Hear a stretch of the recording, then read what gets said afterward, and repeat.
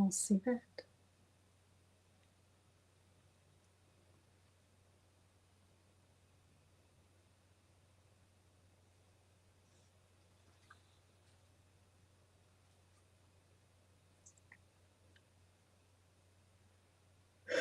I'm sorry, Shay Shay.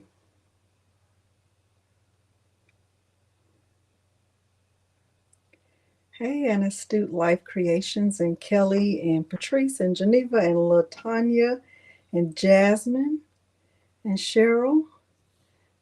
Let me see who else I see. I'm going to turn some of these lights off. Hey, Sharon, and I forgot what Shanti. Tell me what you want to be called again. Faith, Bernica, Brenda, Sharon, Valerie, Karen, Picture Me Crafting, Coca-Cola 30, Lanita, D, Crystal, hey, Marika, Amanda, Deidre, Sandra, Lucille, Daisy B, Miss Sadie says, Mary Brown, Deidre, Porgy, hey everybody, Judy, Mary D, Louise, Renee, hey David, hey Marta, Rosa, Sonia, Carol, Elevate, LCT, Precious Pieces, Angelia, Twana, hey everybody.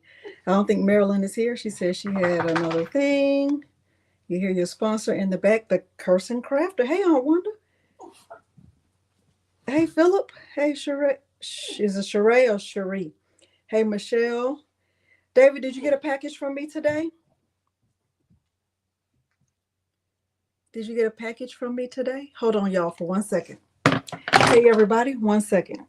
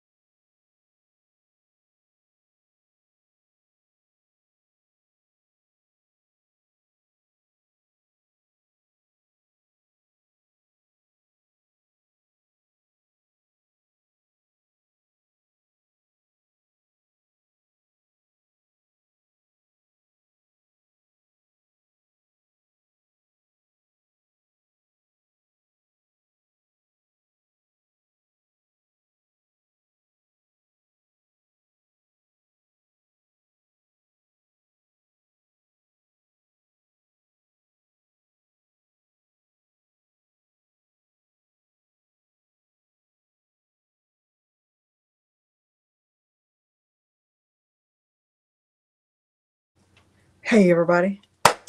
So I'm in my beanie era, even though it's not cold enough in Houston for me to be in my beanie era, but don't worry about it.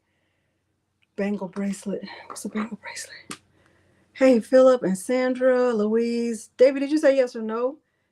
Hey, Rose. Hey, everybody coming in. Thank y'all for being here. Thank y'all very, very much for being here. Thank you, Nani. She said, that's Donna. She said she already clicked the like. So if you haven't done that, go ahead and do that. Patrice CD. Hey. No, you haven't? Okay. Hey, Patty. Jesse, Tammy. Jesse, you might like this. We might be on here for a minute. All right. Do y'all have your craft journal? Hey, Kawanda. Because I think you're going to need it.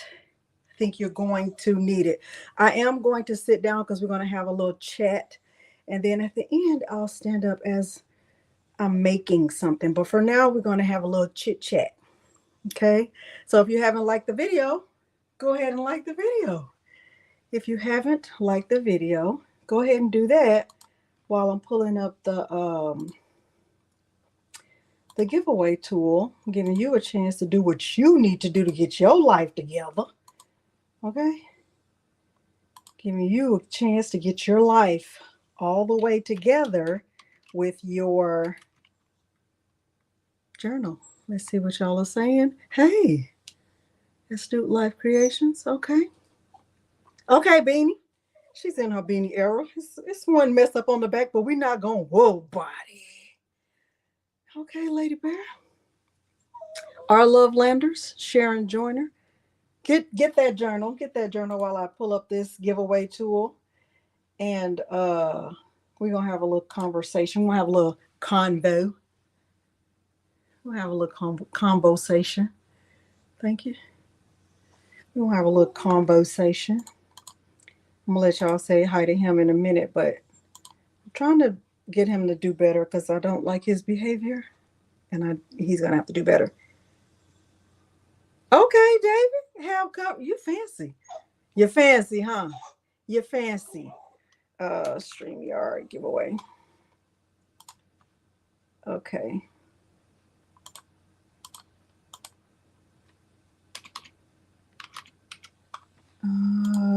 Okay, present. Share screen. Oh, there we go. Logo one. I'm gonna mute while y'all are doing that, getting your journal and typing in the thing.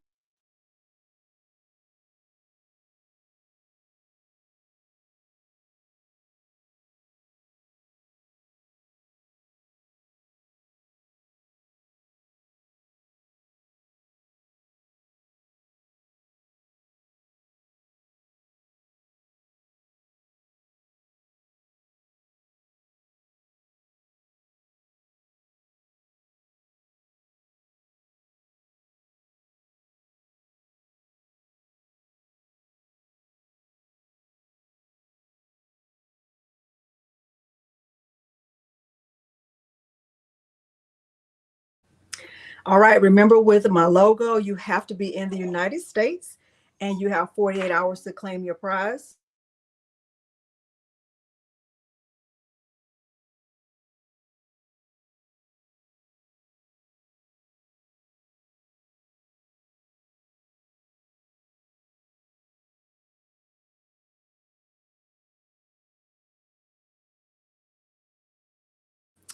Five, four, three, two, one. Let's see what we got. Let's see what we got. Let's see what we got. Let's see. Francis Vincent. Francis Vincent, hopefully you are in the United States. Congratulations. Hopefully you are in the United States and you'll be able to claim your prize. Now, let me tell you what you have to do to claim your prize. Let me stop sharing for 1 second. Francis, what you have to do is email me at craftingwithdelonda@gmail.com. Okay. Thank you for typing that. The giveaway is over. Who did that? Who was that? Who was that? Who was that? The giveaway is Ruth. Thank you for doing that. Lanita, thank you for doing that. Yes, the giveaway has ended. So if you just now coming in, we're not doing logo one. Hey, Paulette and Keisha and everyone, thank you all so much for being here. I'm gonna leave that up for a second. And I did ask y'all to get your craft journals out because I really do want you to take notes if you think that you might be wanting to get into sales. Now, please know that everything that I'm going to share with you tonight is my what? Thank you, Kirsten Crafter. You MF gorgeous. Is that how you do it or no? Is it like that? That B is no? Is it like that? How you doing? It's my opinion, right? It's all my opinion. Is what I'm going to give you is my opinion. So what I know is that people who do sales, they have a system for doing things that works for them. And if you already have a system that is working for you and it's great, and you just came here to just, support me, thank you so much. I appreciate you being here. Please know that I do not do a lot of sales because let me go ahead and just tell you, I am very, very, very, very weird when it comes to sales. I'm probably weird when it comes to a lot of stuff, but I love myself so much that it doesn't bother me like how weird I am. And when I say weird, let me kind of explain it because I'm going to explain it. Now, uh, thank you, Evelyn. Let me explain. So, with me, I like to tell people, like, if somebody sees something that I made, because most people, when I, okay, you mother, yes, okay, I love it. Yes, no sales, okay. But, everybody's different. So, most of my friends know that I don't like to do sales. And the reason why I don't like to do sales, and I'm getting ready to just be transparent and honest and share something that some of you may or may not know, it makes me very, very anxious. I get super anxious about it. Like I feel almost like a panic attack. I feel very unsure. I just, I don't get any joy out of it. I don't get any pleasure out of doing sales. It doesn't give me any kind of fulfillment. It makes me feel very anxious. Now, I can give somebody a gift. I can gift you. You understand me? I can gift you to death. Be like, what did she die from? Delonda just kept giving her gifts. I can gift somebody, baby. I can gift. Okay. And I know how to like dig deep and think about the gift. I really do. Even when it comes to gift cards, I'm like on top of it. Like I know how to think. Like if I'm listening when people are talking about stuff they like, I'm thinking, I'm like, okay, they like this. I'm gonna get a gift card for this place. They like this color. They like this thing. I'm really, really good at that. I would like to say I'm the gift giver extraordinaire. Having a Cricut only magnified that for me because then I could make stuff and I didn't have to buy it. But if somebody says, Delonda, I would like to place an order, they might as well just say, this is a stick up. Give me all your money. That is, that's the same. It's the same effect. That's pretty much the same effect. Because this the I don't. Well, there are other people who are just like, yes, come on with the order. Like, but that's not me. So let me give you a good example of how I am. And because I'm like that, because I know I'm like that, I tell people in advance, I don't really think you want to place an order with me because I'm weird. I'm weird to the point of I'm going to ask so many questions that by the end, you're not even going to want to place an order with me because you're just going to be like, man, this girl is weird. And I'm fine with that. Okay. I am. Let me give you an example. My friend Sonia asked me, would I make a tumbler for her because they were doing a birthday exchange for somebody at work. And so I was like, a birthday exchange. I was like, oh, okay. So she was like, well, I just want the lady's name on a tumbler. And I was like, oh, okay. I was in her mind, easy. This girl makes tumblers all the time. In my mind, I'm thinking of the millions of ways to make tumblers. There's sublimation tumblers, there's vinyl tumblers, there are laser engraved tumblers, I'm thinking of, I promise you, every tumbler type on the planet, it came to my mind. Meanwhile, she had gone on her life. And because she's not a crafter and she doesn't know what a we create is, when I said, well, what kind of tumbler do you want? She didn't know. She didn't know how to answer that because people who don't craft, they don't know how to answer that. They don't know how to answer that. In their mind, that they want the kind that you drink out of. It's just true, right? So let me just tell you. So I was like, there are sublimation tumblers, there are like laser engraved tumblers. Like, She was like, girl, I don't know. So at this point, it was starting to get weird. So I'm gonna show you how weird I am because I don't think you really even get it. But and then we're gonna get into the don'ts. So I, y'all, here's my. I'm gonna keep telling you. I'm so weird about taking orders that when somebody wants to place an order, they have to know exactly what they want. They have to know if they want script font. They have to know what color, the tumbler they want. If they want to order a shirt, they have to tell me if they want a V-neck or a crew neck or long sleeves or short sleeves or black or white or blue or green. Like they have to tell me all those things. I don't want to have to guess on anything because the more specific they are, the better I can do and the less anxious I feel about it. Okay, so let me just tell you. So let me hide this comment. Can anybody relate? Can it is am I by myself? Is it just me? You like weird, Sandra? Hey, Miss Victoria, you feel it, Vanessa?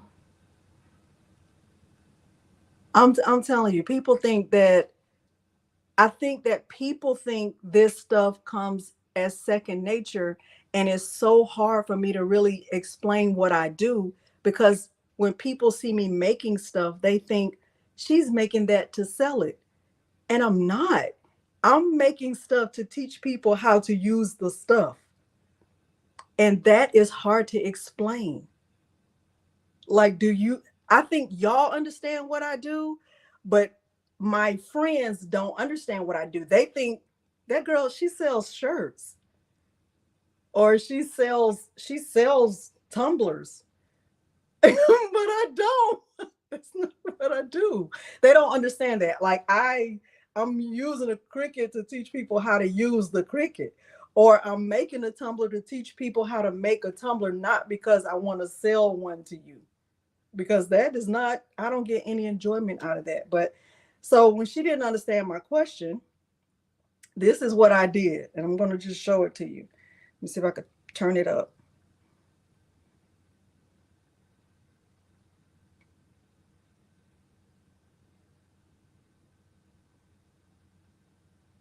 Let me see if it'll play.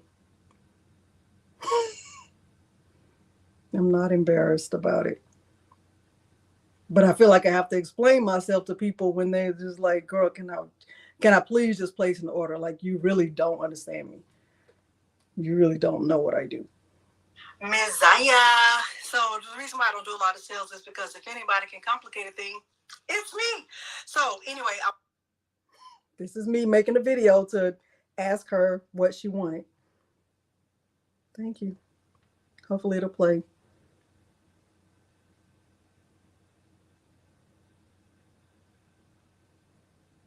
Come on, play. Hold on, y'all.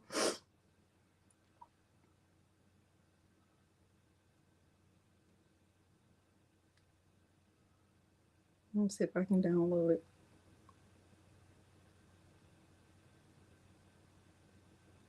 So it'll play. Because I want you to see the whole. The girl, you be doing too much. I do. I do. Hold on, let me see if I can show it to you. Because I want you to see like what I go through if somebody asks me to make something. It's not like what you think it is at all. I promise you it's not.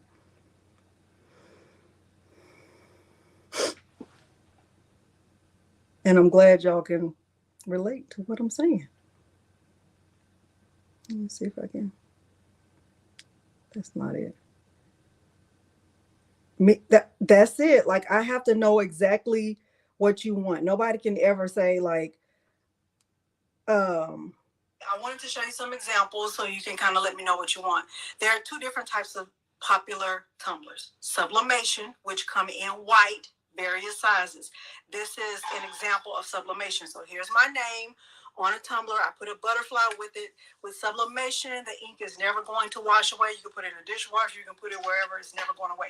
Here's another example, just my name in black on a white tumbler. All of these tumblers come with lids. Here's another example, my name with the rainbowish color, lid, white.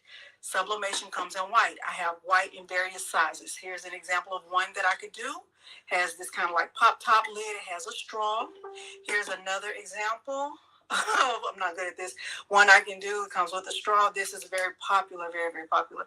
This is a 20-ounce tumbler, comes with a lid and a straw. Those are your options for sublimation. They come in white, various sizes.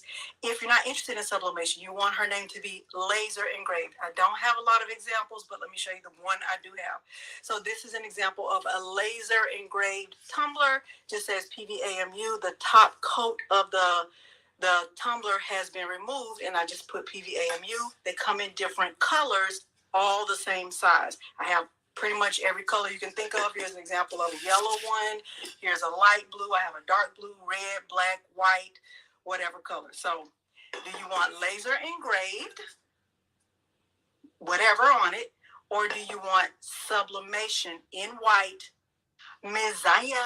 So the reason why I don't do a lot of sales.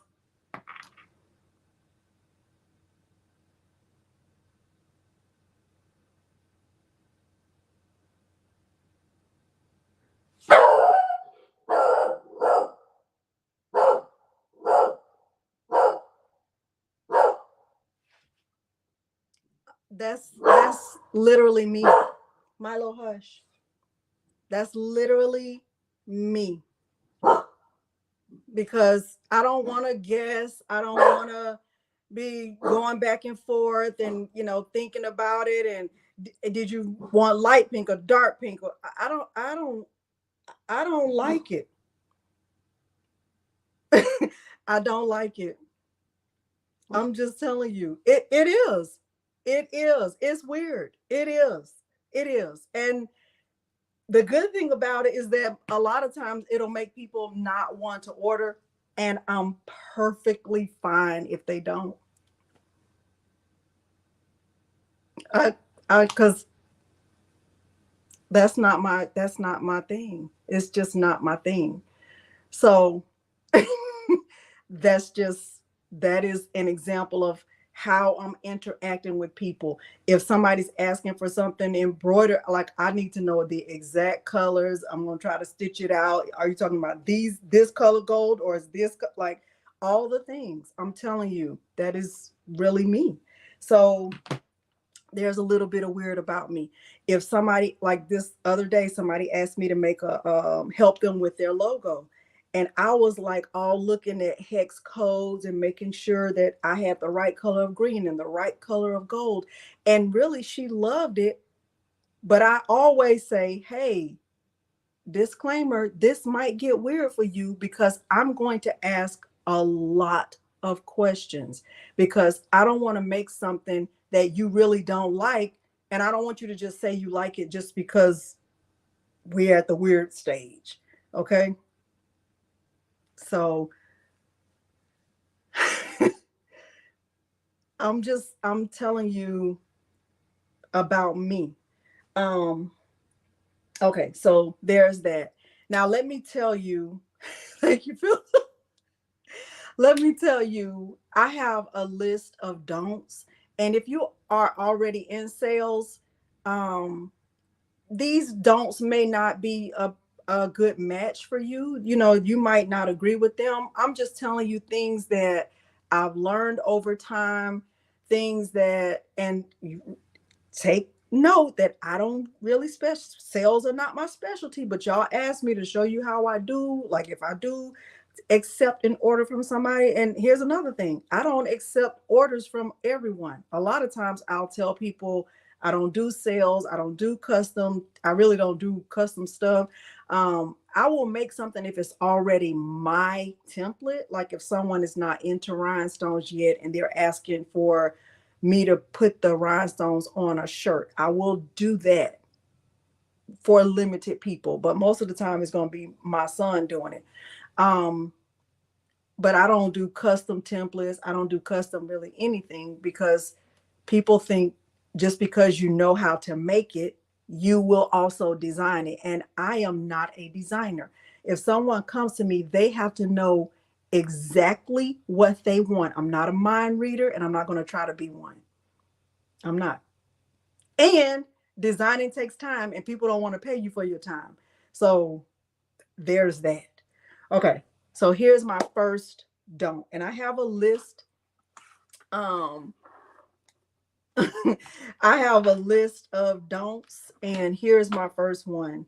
My first don't is don't start on an order until you have a non-refundable deposit or the full payment.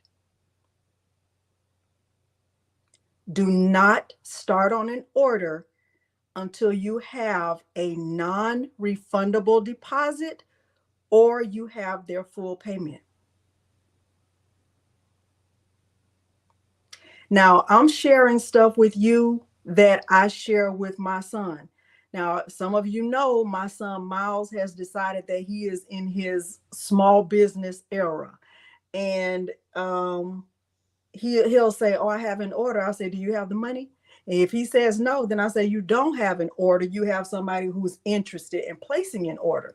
Until you have the money, you don't have an order." You don't have an order until you have the money. So after there's that exchange, then you have an order. But until then, you have interest in an order. Okay?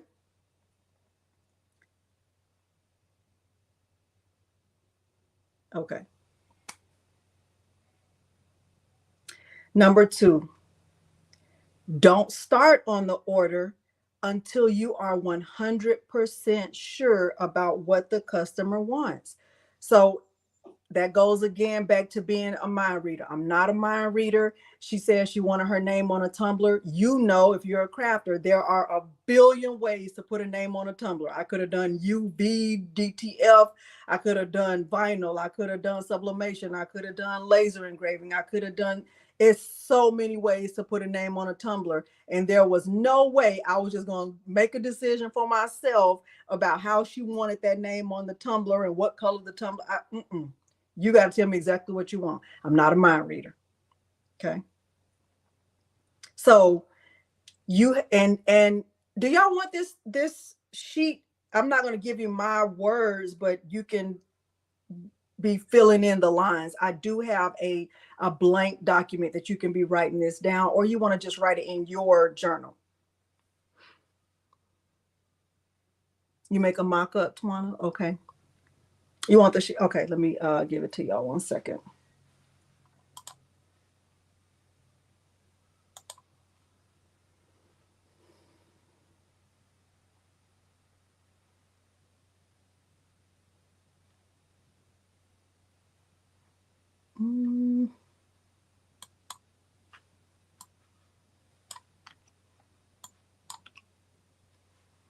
All right, let me save this.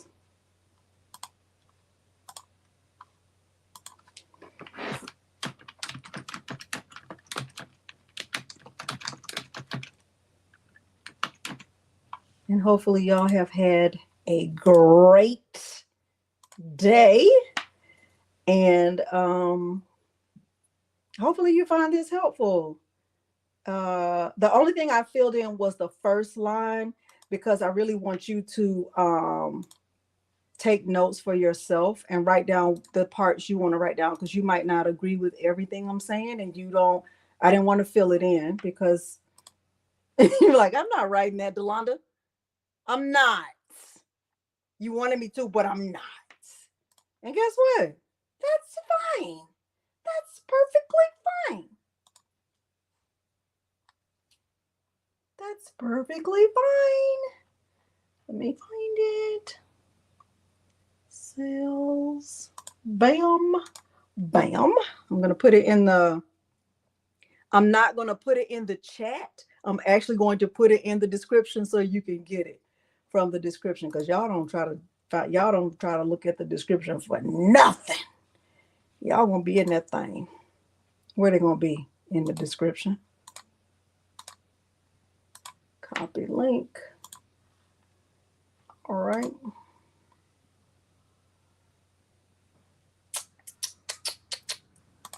All right. All right.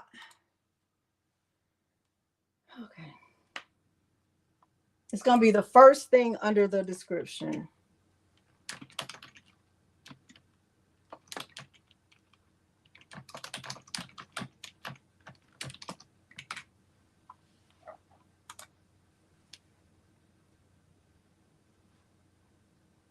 All right. See if you see it. Hey. Thank you, Brandy. Okay. Y'all got it? All right. All right. So I gave you number one. Number one was don't start on an order without a non-refundable. And I would say the deposit is not refundable, especially after you start, right? So once you start on something, they're not getting the money back if they change their mind. Okay. That's what I tell my son. Or a full, like, you have to have some money before you start on it. Number two, don't start on an order without being 100% sure of what the customer wants. So how are you going to figure that out? Are you going to have a mock-up? Are you going to take a picture? Are you using something that you've made before and they already have a picture of that? Like, really figure that out. Let me sit down because I want to have a talk with y'all. Milo, I got to have a talk with the people. Hey, Rondria, look, if I sit down here, you could just see my head.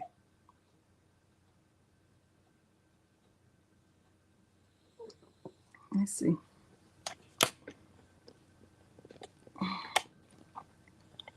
Little old chit chat. Y'all see me good? It's really, really good. All right. Hey, Spanky. Look at me sitting down. It's been a long time since I sat down and had a little convo. All right. Number three, don't start on an order without a timeline. And when I say timeline, if someone has, you decided that, yes, I want to work with this person, I'm going to take an order from them. What is the timeline? I tell my son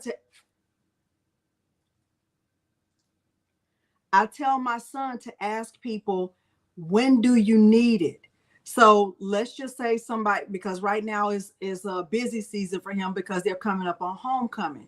So there are people trying to place orders. I think he's had a lot of orders in the past few days, and I'll tell him, like, if somebody's trying to place an order, you need to know, when do they need it? Do they need it by Friday? Do they need it by, is it 2 days? Is it 3 days? Especially if it's something that he has to order, right? So you say 7 to 10 days, but is that their timeline or yours? Because if I'm placing an order, I might need it before that. You charge a $50 upcharge if it's less than a week. Okay. Okay. So talk about the timeline with your customer. A lot of times, and my son is in college, so a lot of times those kids, they want stuff within 2 or 3 days, which I feel is reasonable if it's something he has it already. But talk about that with the customer before you agree to take the order. Can you make the timeline? Okay, like, know that in advance. Okay. All right, number 4, this is one of those my opinion things. Don't use the customer's blanks unless you know exactly where they got it from and you can go get another one if you mess it up. Okay? Don't use their blanks unless you know exactly where they got it from and you can go get another one just like it. Now, I really prefer not to use anybody's blanks. I don't let anybody bring me any shirts. I tell my son, don't let anybody bring you any shirts, because if you mess up their shirt, you're responsible. You're responsible for replacing it. And if you can't, they bought that shirt 10 years ago at a garage sale, you're not going to find that shirt again. That makes sense. Okay, so I personally say don't use their blanks, because a lot of the reason why people will say want you to use their blanks is because they think they're going to get a discount. Okay, well, I brought you the beanie. So, can you embroider on this beanie? I'm going to bring, but there's a flock dot, but don't wool body. Okay. I'm bringing you the beanie. I want you to embroider on it, and I want a discount because you're not using your beanie, you're using mine. I don't take their beanie. Because your beanie might be made out of paper and mine made out of cotton. Like, nah, nah, nah, nah, nah, nah, nah, nah, nah, nah. You don't know. So I say no. I tell my son no. But people do things differently. I'm giving you my advice. Okay. Number 5, when you are purchasing a blank, I tell him purchase more than one. So like if we have to go to Aviva, a lot of times we'll have to go to Aviva because we might not have the exact thing. For example, he had to make a shirt Sunday and the customer wanted a cream colored shirt. And I know I didn't have any cream colored shirts, but he knows that he better not go and get one. Because if you go get one and then you mess up that one, are you driving all the way back to Aviva? Not until I choke you. It's going to be violence. So don't just get one. I never just have one of a thing, especially if, it's my first time. If it's something that I'm not familiar with making, I'm going to have another one just in case. Okay. I always tell him to buy 2. Let me give you an example because he just had to order some jerseys.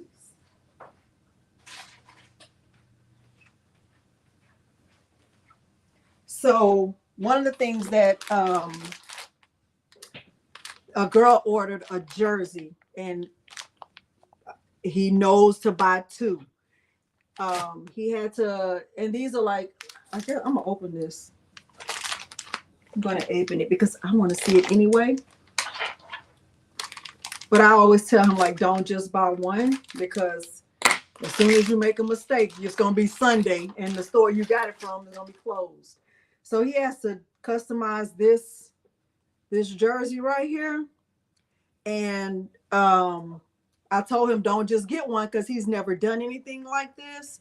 And so he ordered 2 of them.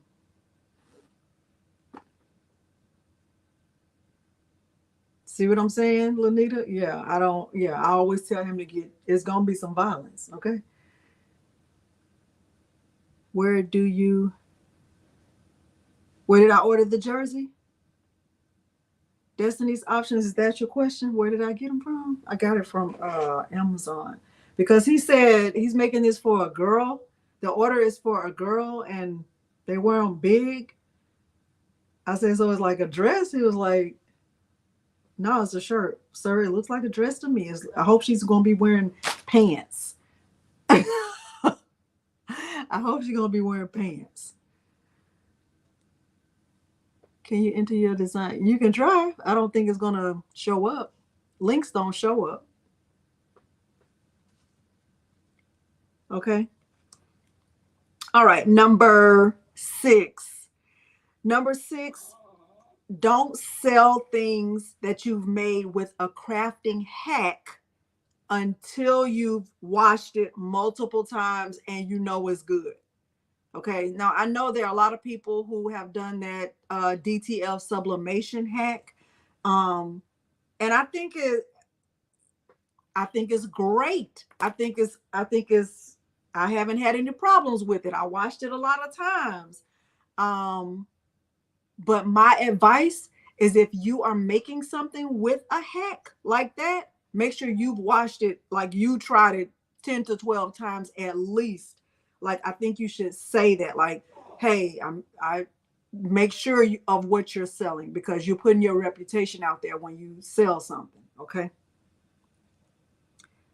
How y'all doing with your list? Am I going too fast, too slow, just right? How we doing?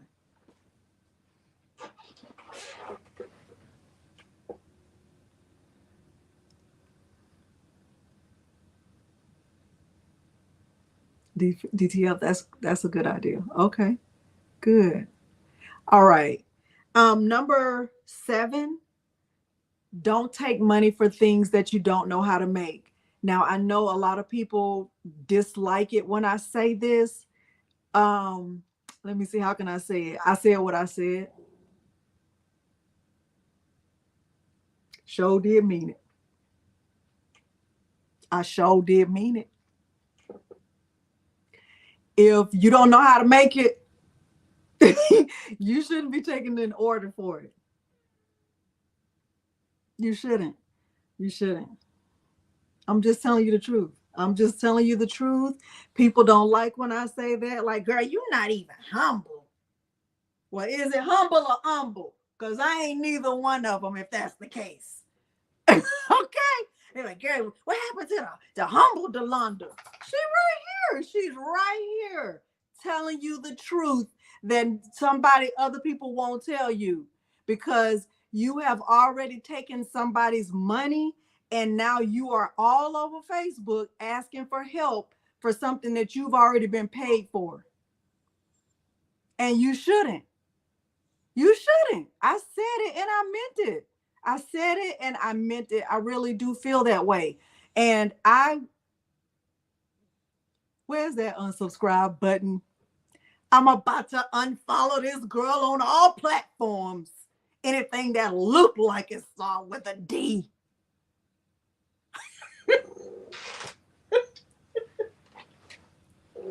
She's out of there. But guess what? They're still gonna be watching. Them the same ones like, I'm unsubscribing, but I'm still gonna be watching you, girl.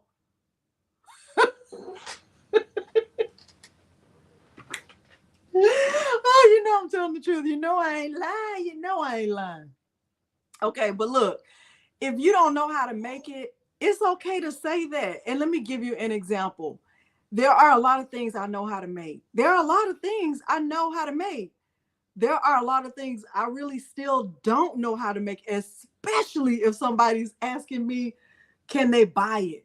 It's almost like I forgot how to make it. I'm not even kidding. It could be something I made 15 times. And as soon as somebody says, Delonda, can I buy one? I'm like, oh my gosh, I don't know how to make it. I'm not even joking. Because I get so anxious. And I know it has to be perfect. It's different when you're giving somebody a gift. It doesn't have to be perfect, right? It can just be, it can be all right. But as soon as somebody's money is involved, they're like, no, there is a nick. It's not perfect. You know I'm telling the truth. But people will take somebody's order for a thing, and it could be sublimation. It could be I want a sublimated tumbler with my logo on it, and you be like, and this is a true story. I'm not even joking. And I've seen it on Instagram and on Facebook, mostly on Facebook, but some on Instagram. People will take an order for a sublimated thing, and then they'll come right over to Facebook and say, I just got an order to make 5 sublimated shirts. Can somebody tell me what printer I need? What? What? What? You don't even, what? What? What? You don't even know what printer, but you already have the money. You already have their money. Get them people their money back. Give them their money back, because, and then don't tag me. Do not tag me. I'm not helping. I'm not helping. Today, I promise you, I put out a reel on the beanies because I was so excited about my embroidery machine being back up and running. And this girl who I went to college with, she sent me a message in Messenger, and she said, hey girl, she said, I wanted to get some jackets embroidered with my logo on the back and this thing on the front. I was like, girl, I am so much of a beginner. Like, girl, that is way beyond me. Who am I to take her order to embroider a jacket? I can barely do a beanie. I couldn't even finish the hats that I did take an order on, and Patrice finished them for me because my embroidery machine was like, girl, you must be joking. I ain't embroidering no hats. I'm not doing it. Even though you've done it, now that you've taken those people's money, I'm not doing it. I'm out.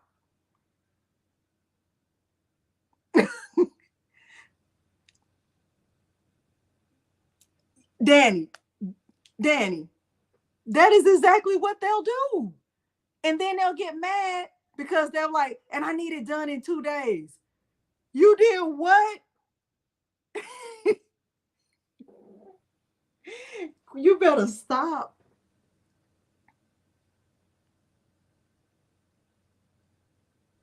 I haven't even ever done a jacket front.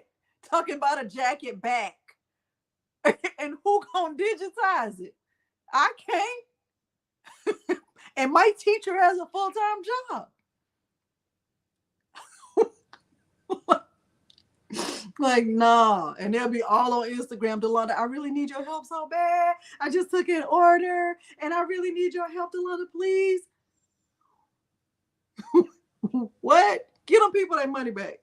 Okay, that's number 7. Number 8, don't underprice yourself just to get an order.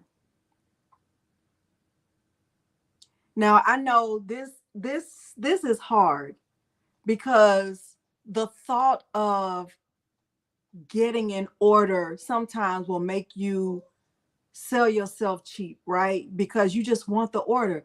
Unbiased, did you get a package from me? I've been sending out packages. I've been in my package era. I have been in my package era. Did you get a package from me? Unbiased. But don't sell yourself short just because you want to have an order. Because if somebody is not willing to pay your price, they are not your customer. And sometimes that is a hard pill to swallow. It'll make you second guess yourself. It'll make you feel like, everybody's getting sales and not me. But I think I'm shaking the camera. Hopefully I am shaking it. Why y'all didn't tell me I was shaking the camera? Y'all ain't say nothing. Hey, Lena from Boston. Yeah, don't do that. Don't sell yourself short. And we're going to get more into that later. But I think for a lot of people, that's definitely a problem. I'm going to give you my ideas and my suggestions about having a price structure, because I think that,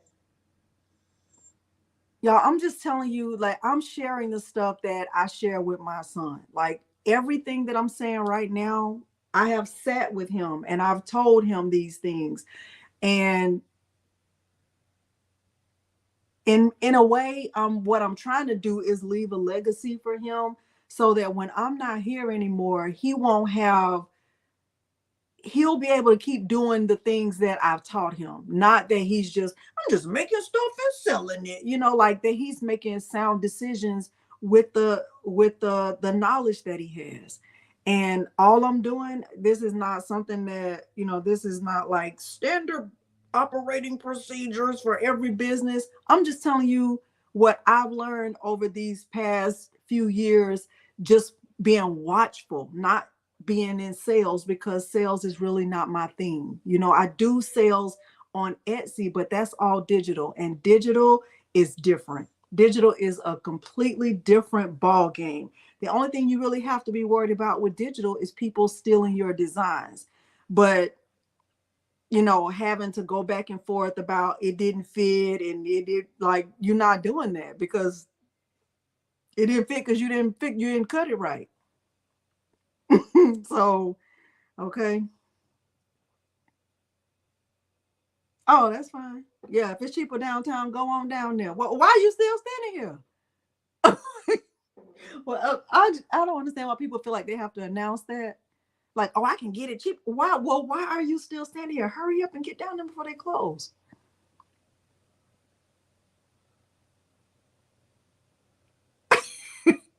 Girl, no.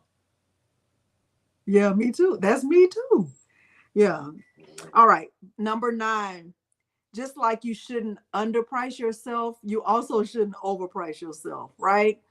Um, and what do I mean by overpricing yourself?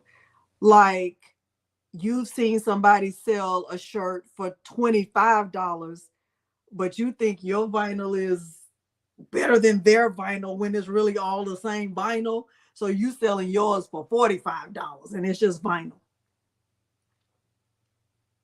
And you wondering why you don't have any customers because your price is too high. Your price is too high, okay? Because you can underprice yourself, but you can also overprice yourself. Like, girl, come on down off that high horse. The horse is way up there. I don't even know how you got up there, but I'm gonna need you to come on down. Bring the horse down to his knees, okay? Because your horse is way up there. Like, come on back down, okay? All right. And then number 10, don't sell copyrighted items like Disney stuff or anything that is copyright protected. Like, because the person who you sold it to, they won't be in trouble. You will. They won't be in trouble. You will. Hey, Kristen. Listen. Okay. All right. Yeah. Yeah. Don't that don't do it. Just don't do it. um Talking about you got the file off Google and you ain't checked to see where they got it from. Like, I have done tutorials where I showed you how I search for images, and if I'm using an image, I promise you it's because it's fair use or it is in the public domain. I don't i don't try to sell any Disney stuff. I really try to stay away from Disney stuff because I ain't really into it like that. But you know, I would not, and I teach my son, like, don't be trying to sell something that you don't have permission to sell. Um, Creative Fabrica has a lot of images. Design Bundles has a lot of images, but here's a piece of truth that some people don't know. Even on Etsy, there are illegal images. There are people that sell Disney stuff on Etsy and they know they're not supposed to be doing it. Now, I don't know how they get away with it, but they do it. And if you purchase a file from Etsy and then you sell it, you could be in trouble. You can be in trouble. So just steer clear of it, okay? Yeah.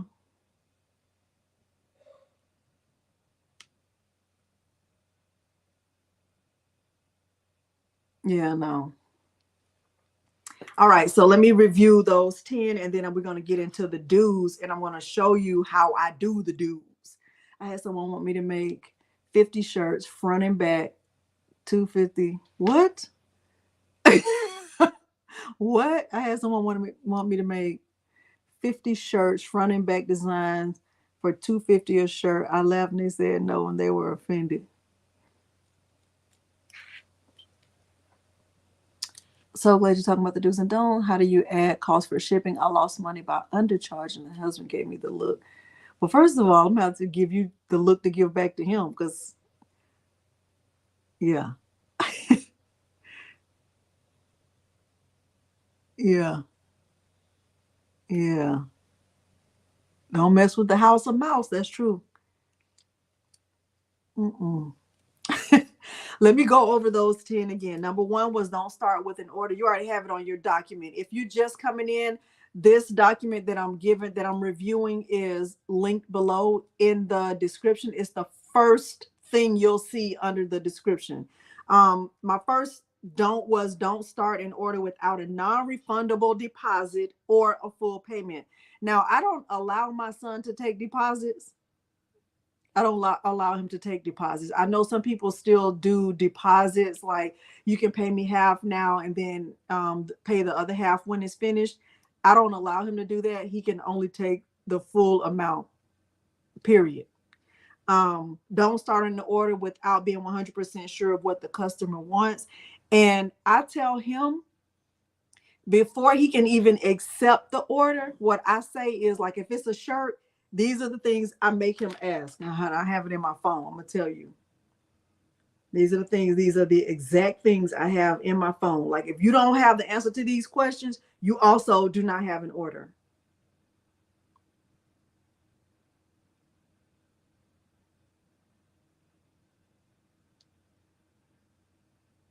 One second.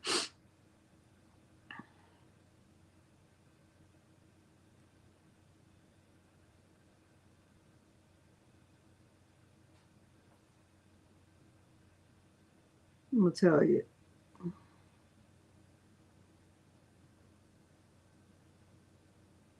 Like, don't even say you have an order if you don't have the answer to all of these things. Hold on. So most of what he does is shirts. Hold on.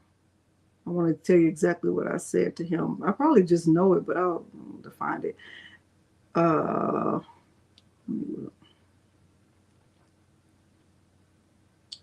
Size.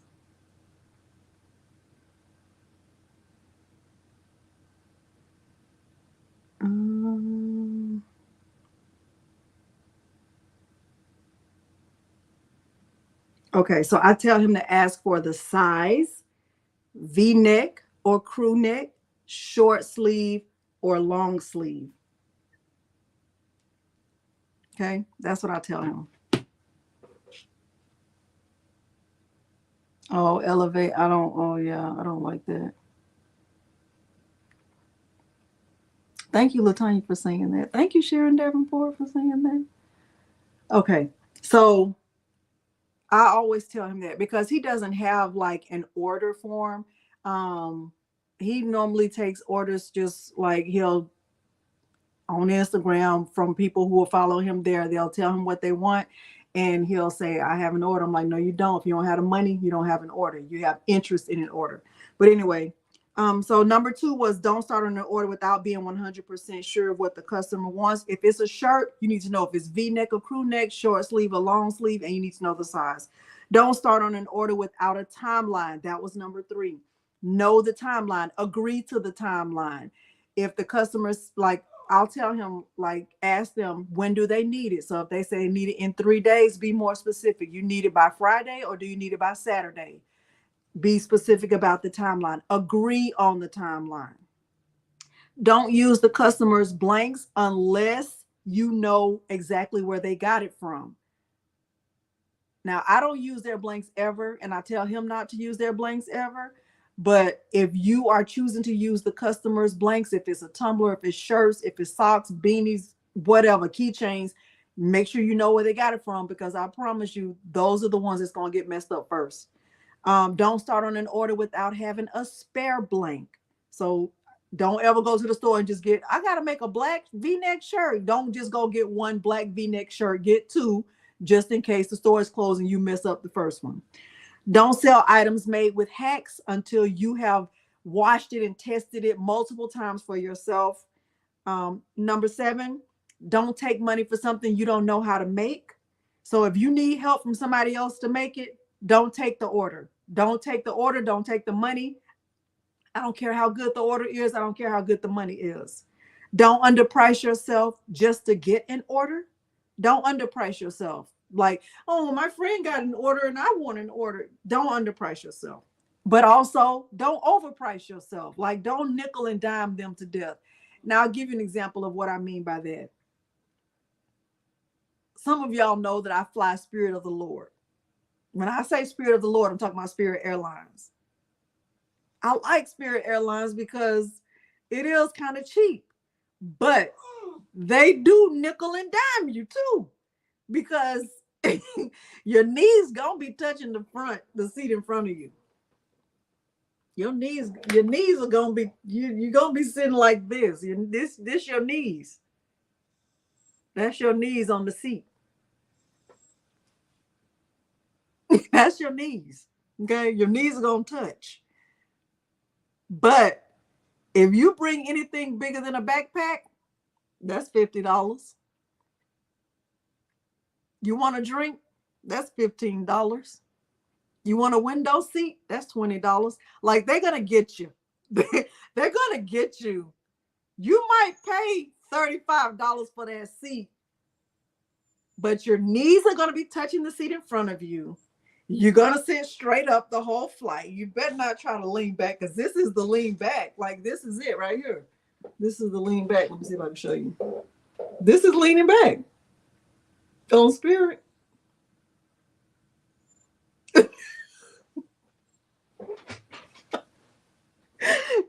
That was the recline.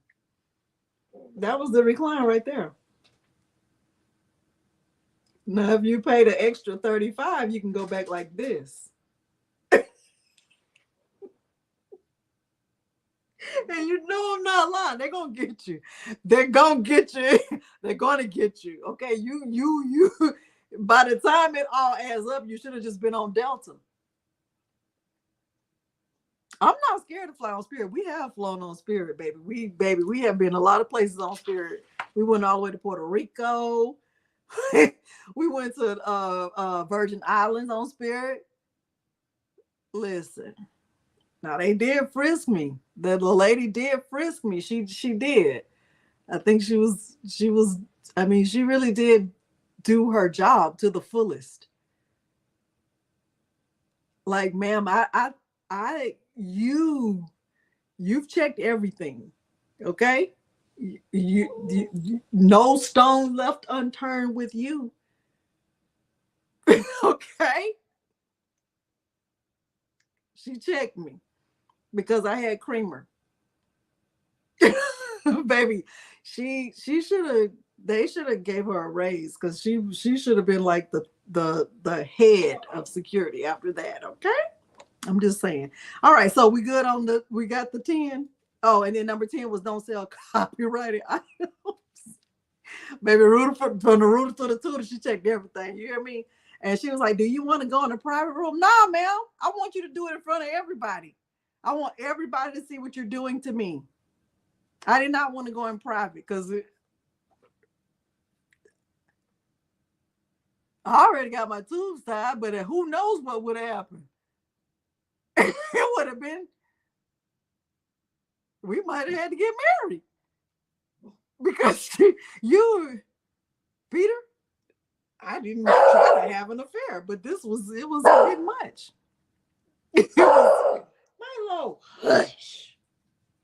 We're not doing barking.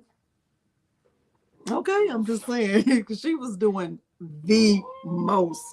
Baby, Peter was like, now wait a minute. That's my woman. It was a lot. Okay, we ready for dues? Okay, are we ready for dues? Because y'all be doing too much. Y'all, baby, it was,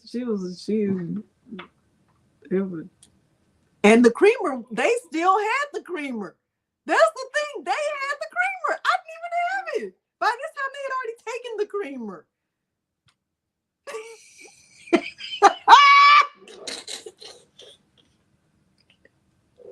I'm gonna need some cognac and a cigarette after that, ma'am.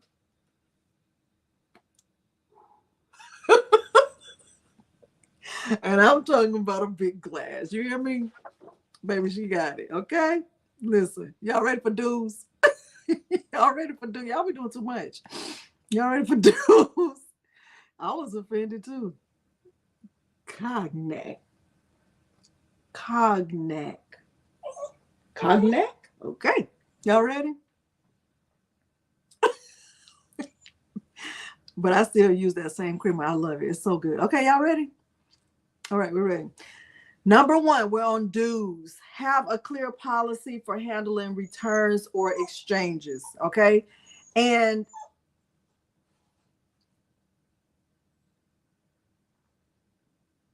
No. No.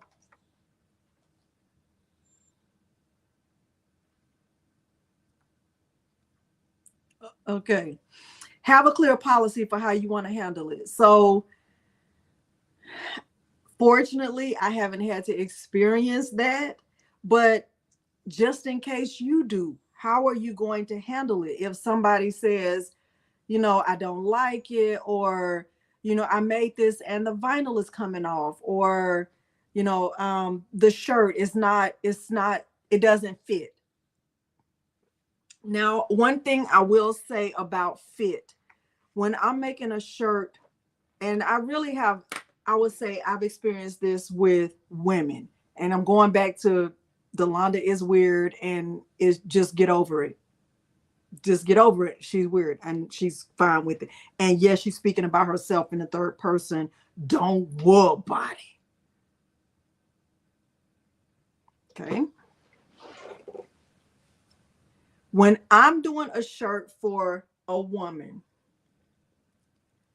I not only do I ask if they want V-neck or crew neck, I will also ask if they want a unisex fit or a ladies fit, because depending on the size of the woman, or depending on how shapely they are, or some women like to wear their stuff loose fitting, and some women like to wear where, baby, you about to see this creamer, you about to see all of it. I want a V-neck and I want it low. Okay. So I want to know that. Do you want your shirt to be tight, or do you want to have some wiggle room, right? It's important. It's important. So I make shirts for my book, the ladies in my book club a lot. They do pay me. Sometimes they don't. Sometimes it's a gift. Sometimes it's, this is what I'm making. If you want one, this is how much it costs. But yeah, you about to see this. But I do ask that. So right here, where I'm talking about returns and exchanges, if there were ever a case where, and this isn't my opinion thing, but I haven't experienced this, because I know who I'm working with, I'll always ask women, do you want a ladies cut or do you want more of a unisex fit? Because if it's a unisex fit, I know they want it loose. If it's a ladies cut, I know they want it kind of tight. So I'll kind of go up on the size. So like if they'll say, I'm not, no shade right here. If it's a more full woman, I'll say, you want a V-neck and you want a ladies cut. If you typically wear a large, I would suggest getting an extra large, just so you have, that extra space in case the dryer does something to your shirt. I'm telling you, that's what I do. Okay, I'm just telling you. Tell you what I do. Okay. So, but anyway, how will you handle if they say it doesn't fit? I have even gone to the point of, let me bring you two shirts so you can really look at them, or I'll take a picture of the shirts before I start, because I don't want to deal with exchanges and refunds, especially if the design is already on the shirt, because what am I going to do with that shirt? Now, how I would handle it if that was the case, we've gone back and forth, you've agreed to this is what you want. You said you wanted a ladies cut, you tried it on, it didn't fit you, and now you already have a shirt with that design. You're welcome to buy another one with a 5% discount, but I don't give refunds, because I'm so clear about their order before I start on their order that there is really no room for error. I really don't. Okay. That's what I do. All right. Number 2, keep your word about your timeline. If you promise 2 to 3 days, keep that timeline, because that will keep somebody coming back. Okay. And that's so true, Marshall. You can't refund the time. And I've gone back and forth about, are you sure? Like, I tell my son, like, go back and forth with them. He just did, I'll give you an example. He just made some sashes, and they told him, like, one of them was like Miss whatever the thing was. And they wanted MISS, but they told him MS, and he made what they said.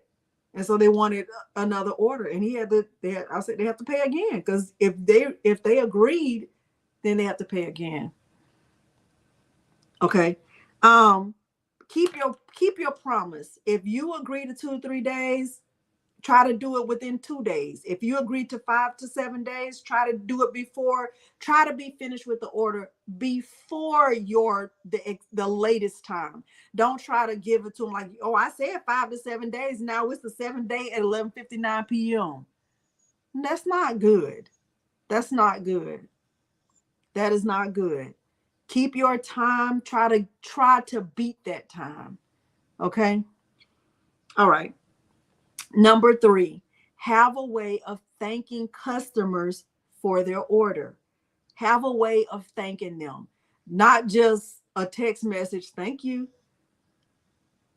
Not that. Not that. So one of the things that I do, and that my son does too, and I'm going to show you how I make my thank you cards just right in Cricut Design Space. This is an example of just my logo on a piece of cardstock. It is something simple. It's not fancy. It's not store-bought. It's not expensive. And I did it right in Cricut Design Space. Hi, Emily. But this is just a card. It says, thank you for your order. And then on the back, this is a link to my link tree. So if somebody wants to follow me, or they want to, contact me on any of my other platforms, they can do that. And I can put this in the bag with their order. And it's just my way of saying thank you. I can also sign this so they have something from me. I can also add like stickers to my order. So this is just a logo, a sticker of my logo that I can add to the bag if they want to, keep it like, what was that girl's name again? Crafting with Delonda. So they know that they can, who they ordered it from. Okay. So let me stop right here and just show you how I made that in Cricut Design Space. And some of you might be wondering, well, how did you print from Cricut Design Space front and back? Now, this might get confusing. Do you want me to do this at the end, or do you want me to do this now?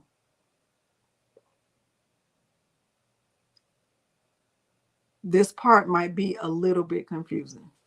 Hey, Brandon. Thank you, Dana.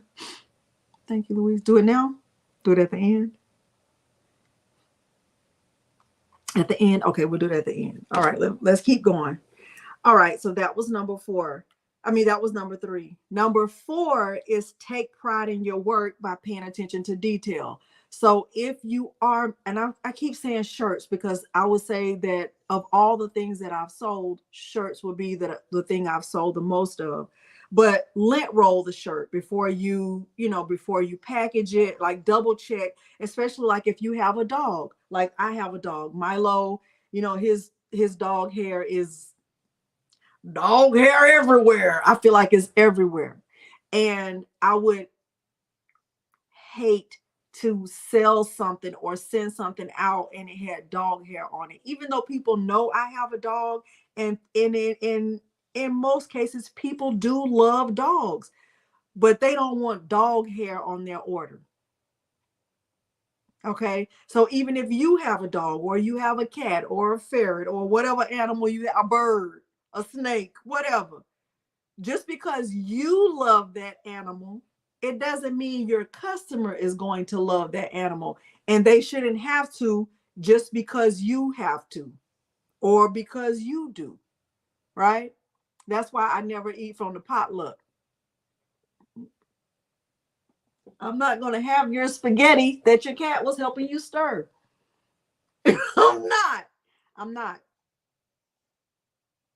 I do not eat from anybody's potluck. Nope. Because in my mind, even the word potluck all I can picture is the cat is on the counter stirring the spaghetti. That's all I can picture. That's all I can picture is the cat stirring the spaghetti. That's my Fluffy. He always helps. I can't do it. I cannot do it. I don't want it. I'm like, ooh, oh, thank you so much. I cannot do it. Thank you though, but thank you, but no. I'd rather have another pat down from Spirit.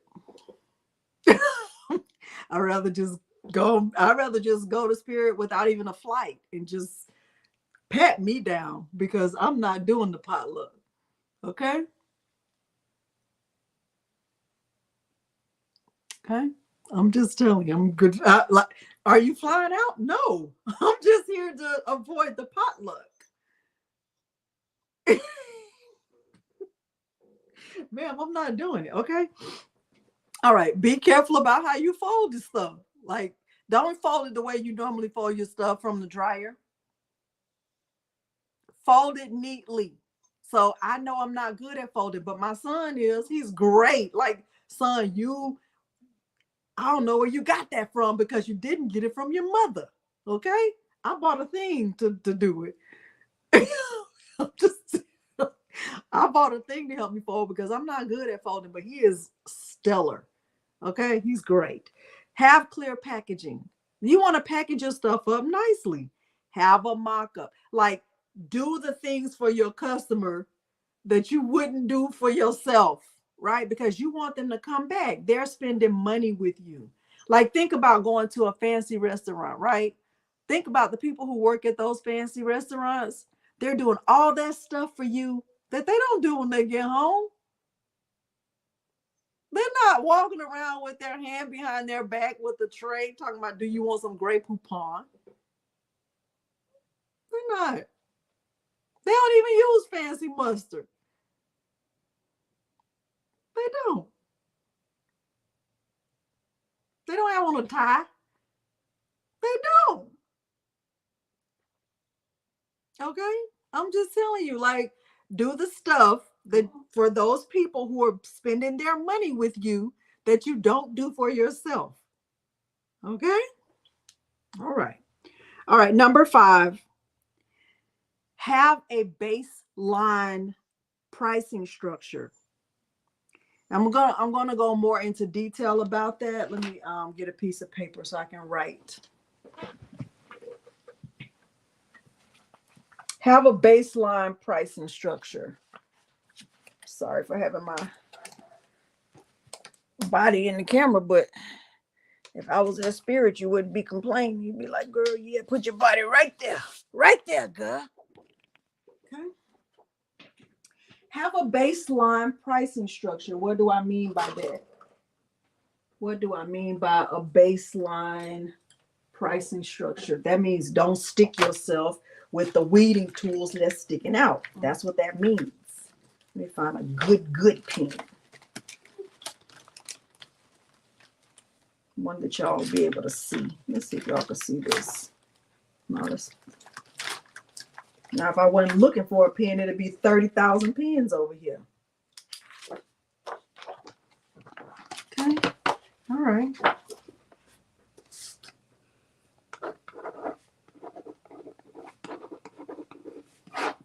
All right. So your baseline, let me turn this around so we can have let's do it like this. This is going to be great. Let's see, will this fit under here? It won't, but it's fine. It's fine. Okay. Your baseline pricing structure.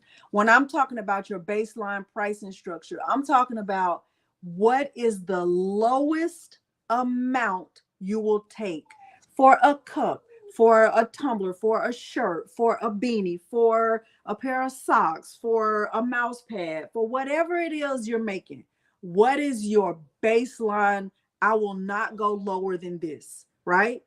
For me, what I taught my son is the lowest we will go, and when I say we, I mean he, the lowest we will go is $21. $21 is the lowest we will go. We will not go any lower than $21.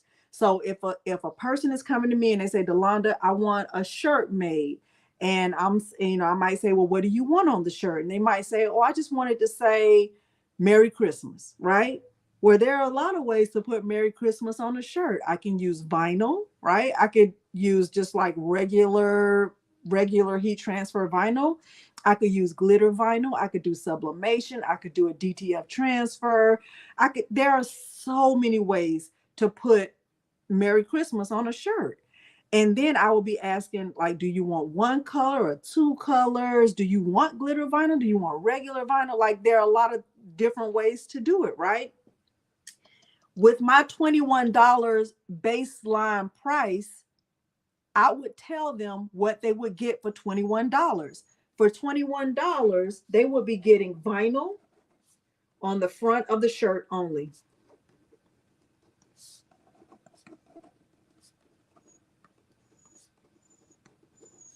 And that's only small to extra large.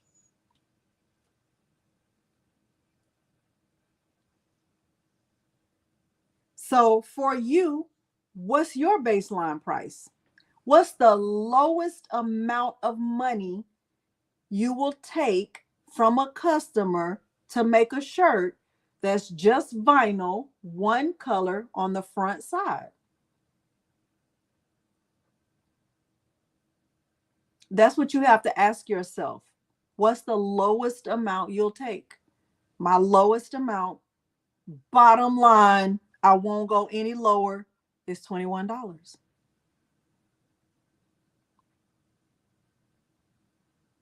And this is one color. Okay. So y'all do 25. You do $20. Okay. So that is something that, in my opinion, is fair to share with the customer. It's fair to say, of course, I can make a shirt that says Merry Christmas. It's $21 for vinyl, front side of the shirt only, one color. That's what I would do. This is just a shirt. This is just for a shirt. I would do it for $21. Now, if they say I want two different colors, now I want to add $3. That's what I would do. And anything over extra large, that's an additional. It depends on what the X is. If it's 3X, it depends on what the X is, because anything from 1X, because extra large and 1X is really not the same thing, right? You start going into the bigger X's, then you have to charge more because the shirt costs more. For children and toddler, it depends on the size. I would say maybe $15, Lanita. I understand that, Tracy. And I'm careful about this, because is it a Gildan shirt or is it Bella Canvas? Like, I'm all of the things. But the lowest price I'll take, I'm talking about me, is $21, vinyl, front of the shirt, small to extra large, and this is just one color. I'm not doing three colors for $21, because I'm just not doing that. I gotta cut it, and I gotta weed it, and I gotta make sure it's lined up, and I'm not doing that. I'm not doing that. I'm not doing that. I don't take anybody's shirt, Sonny. Is it Sonny or Sanny? I don't take anybody's shirt. Okay. So that's a question for you. Have a structure, have a pricing structure. How much more are you going to charge for, 2X or 3X? How much more are you going to charge if the shirt is front and back? What's your lowest price? These are things that you really have to take into consideration if you're selling shirts. Are you making money if you charge $21? Absolutely. For sublimation, I start at 25 if it's just the front.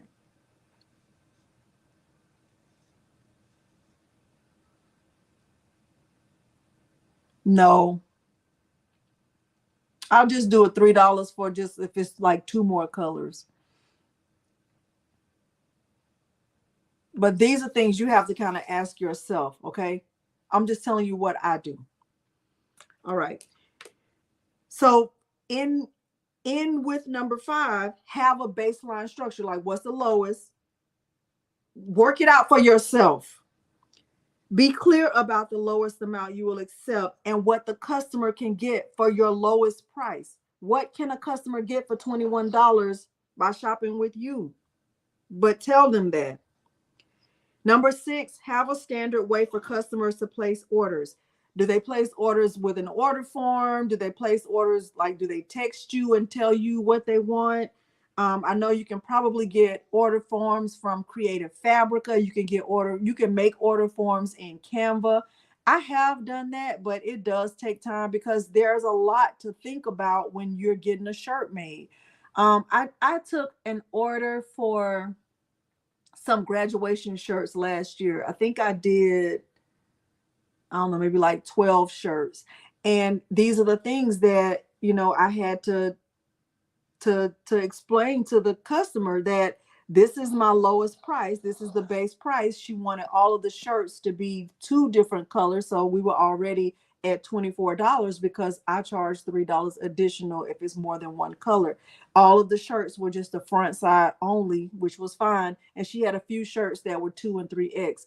But those are things you have to think about. She was ordering from me with a cell phone. So she had to tell me how many shirts. All of them were crew neck, which was good.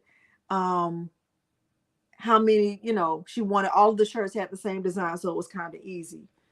Number 7, have an established way to promote yourself. Like, how are you going to, no, she knew what she wanted. I don't do a design. I really don't do designs. How will you promote that you sell stuff? Like, do you have a website? Is it going to be word of mouth? How are you putting yourself out there? I know, do I resize it? Yes, I do, T. Johnson. I do. Oh, that's good, Lanita. I did create an order form, but I feel like it was just too complicated.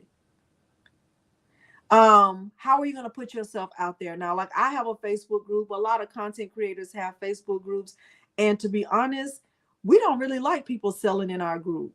And I won't speak for myself when I say that, if I notice that somebody is trying to do sales in my group, I don't care how long they've been in there, I just remove them from my group, because that's one of the things that you have to agree to with most content creators. There are some that will allow it every now and then. Like, some content creators who have Facebook groups will say you can promote your business on the first, on the first weekend of the month or the first Friday or whatever. Some Facebook groups allow that sometimes, but for the most part, people don't want you to promote your business in their group. So you have to ask yourself, how are you going to get yourself out there? How are you going to let people know that you offer a service? Do you have a website? Do you have a way to get yourself out there? Do you have a Facebook group? Do you have a YouTube channel? Do you have an Etsy shop? How do people know about it? How do you promote yourself? Because you really have to do that.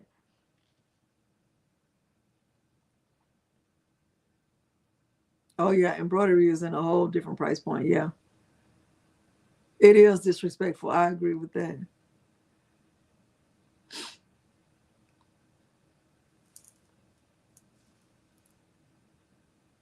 And it is hard to promote yourself. Yeah. So a lot of people don't like that. It is because people just don't stop. And then sometimes I'll tell you one of the reasons why that, as a person who has a Facebook group, the reason why I really don't like it. Number one, when you allow someone to sell in your group, it's almost like saying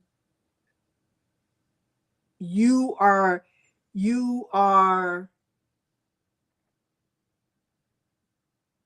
You agree with their prices, you agree with their designs. It's like you are standing behind them in some way, and that's not always the case.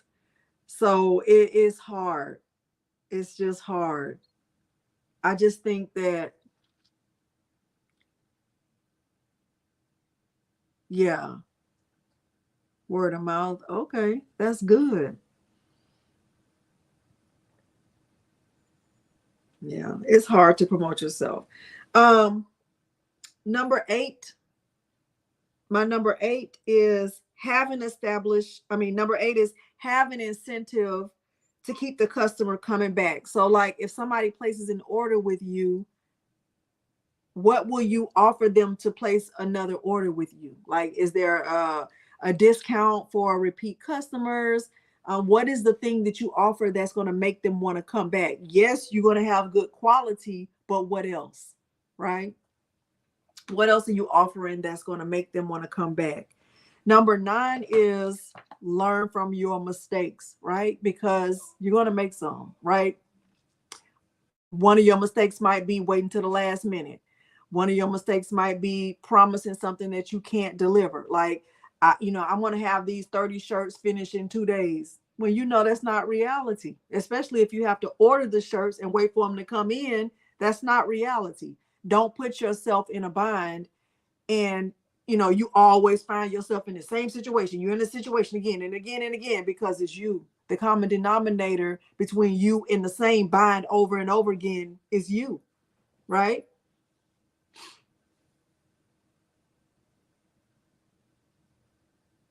Oh, I get that, David. I get that. And then number 10 is maintain good relationships with the customers. And I guess my question about that, or my thing about that is the customer always right? Are they always right? Because sometimes they're really not. Yeah, learn from it and move on, or you're gonna keep learning it.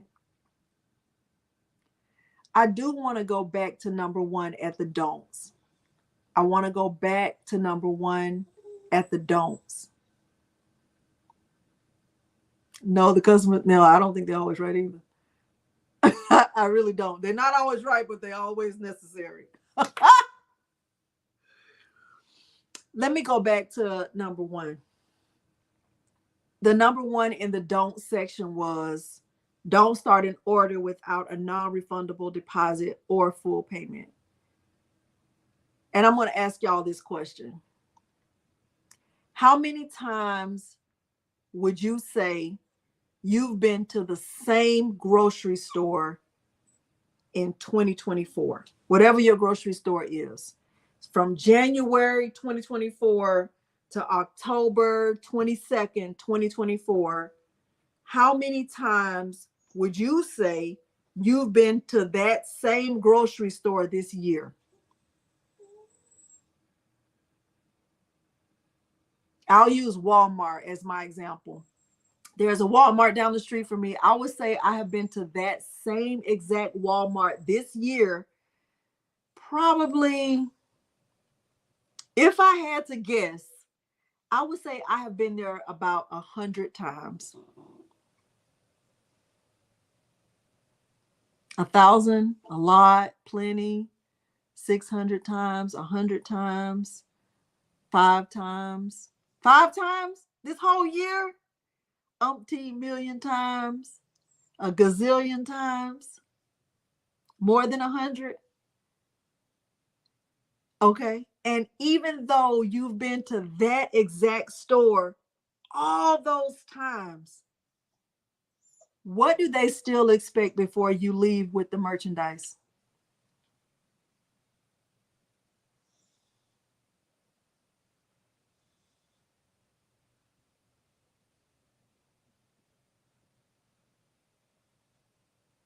They want the money.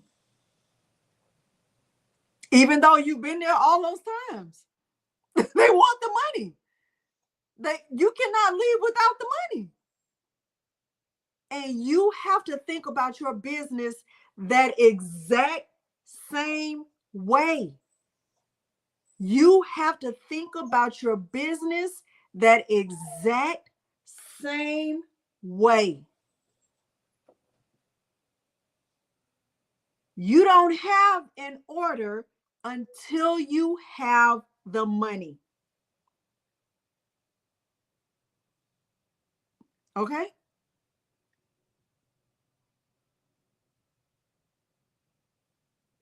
I can't just go on Walmart and be like, now I know y'all just saw me here yesterday. You can let me get these eggs and you know I'm gonna be back. Oh, Rondria, she getting $2 steaks. Look, Amazon, they don't ship until you pay. Where the money reside, where the money reside, where the money reside. Yeah. You do not have an order until you have the money. Period, poo. Okay? All right. Those are my tips. Those are my do's and my don'ts. You can take it or leave it. But that's what I do. That's what I live by. That's what I've taught my son. And that's how he does business. That's the truth. Now I'm going to go into Cricut Design Space and show you how I've made the things that I made. And we're going to go through and I'm going to make a shirt and package it the way I would package it if I was selling it. Okay. All right. All right. So let's go into Cricut Design Space. Y'all have any questions for me? Thank you. All right. All right. All right, Black Beauty. Hopefully you got the document. It's below the video. It is already below the video.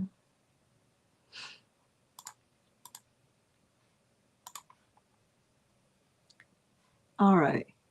Look, Shamika, it's not, I'm telling you, I'm not even embarrassed about like how I get when it comes to sales and stuff, because it's how I am.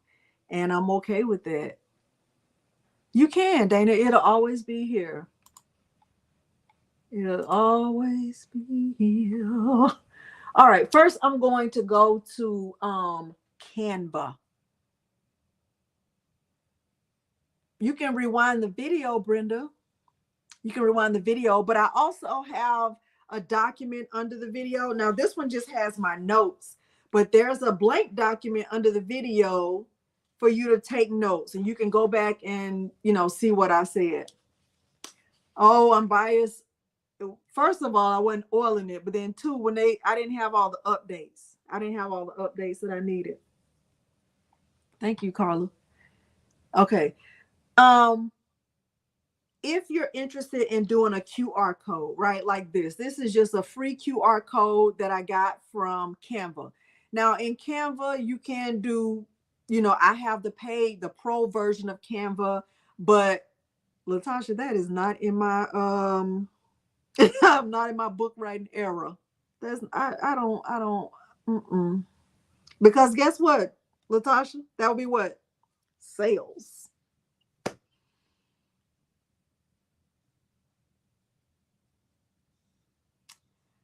Oh, Dick Watson. There is a lady on Etsy called Creative Art by LT. She does custom rhinestone templates. She does custom rhinestone templates. Now, if y'all are interested in doing like a QR code, you don't have to do a QR code. But if you are interested in doing one, there is a free version in Canva, and I'll show you how to do that. But you don't have to do that. You can just do something simple like this, but I want to show you. Okay. Latasha, when the girl is not what? Interested at all. Yeah, I don't want to, that's no ma'am. No ma'am, no ham, no burger. That ain't my thing. All right. Okay, let me go to the window. All right, I'm going to share. All right, so this is Canva. I do have the pro account, but I'm gonna just show you a free way to do it. So right here is my Instagram. Here's like, if I'm doing like a square post, I'll use this one right here, the Instagram post square. So I can click right there.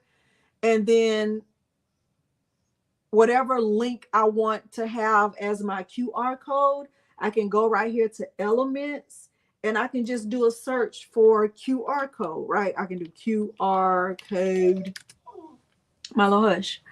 And right here, I can click on use app. This is free. And then I would have to enter the URL. So let's just say, for example, I wanted, to send everybody to my YouTube channel. Well, I would click on my YouTube channel and I would get my link. Let me go to my YouTube channel and get my link and then add it there. Let me see if I can do it without the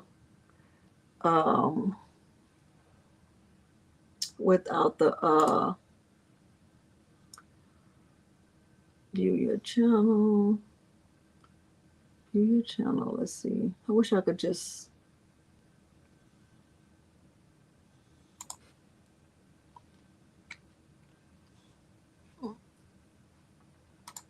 Okay, so I'm just copying the link to my channel.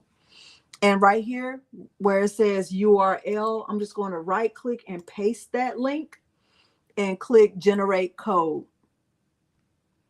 This is the code just to my YouTube channel. So I can make this big like this. And I just want to download this. I want to click share and download. And it doesn't matter if it has a transparent background. It really doesn't matter at all. But I'll click download. And I'm going to bring this into Cricut Design Space. All right, let me go to Cricut Design Space. Let me stop sharing. And then I'm going to go to Cricut Design Space and bring that in. Can a QR code link to more than one place? Yes, Dana, if you scan this is the link to my link tree. And this has, I don't know, like 10 links. Let me see if I can scan it.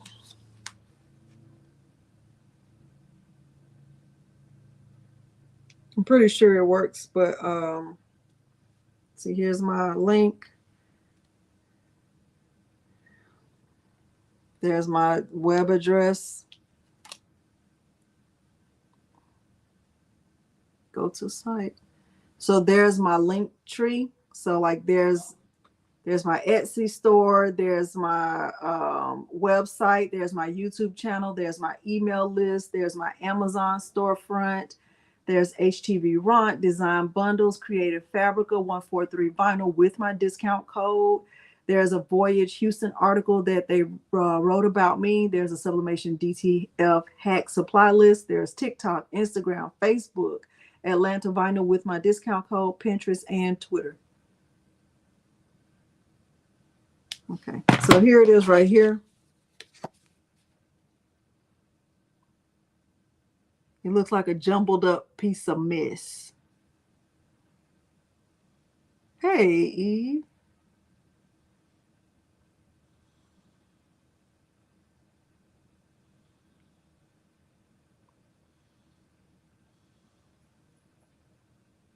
Okay.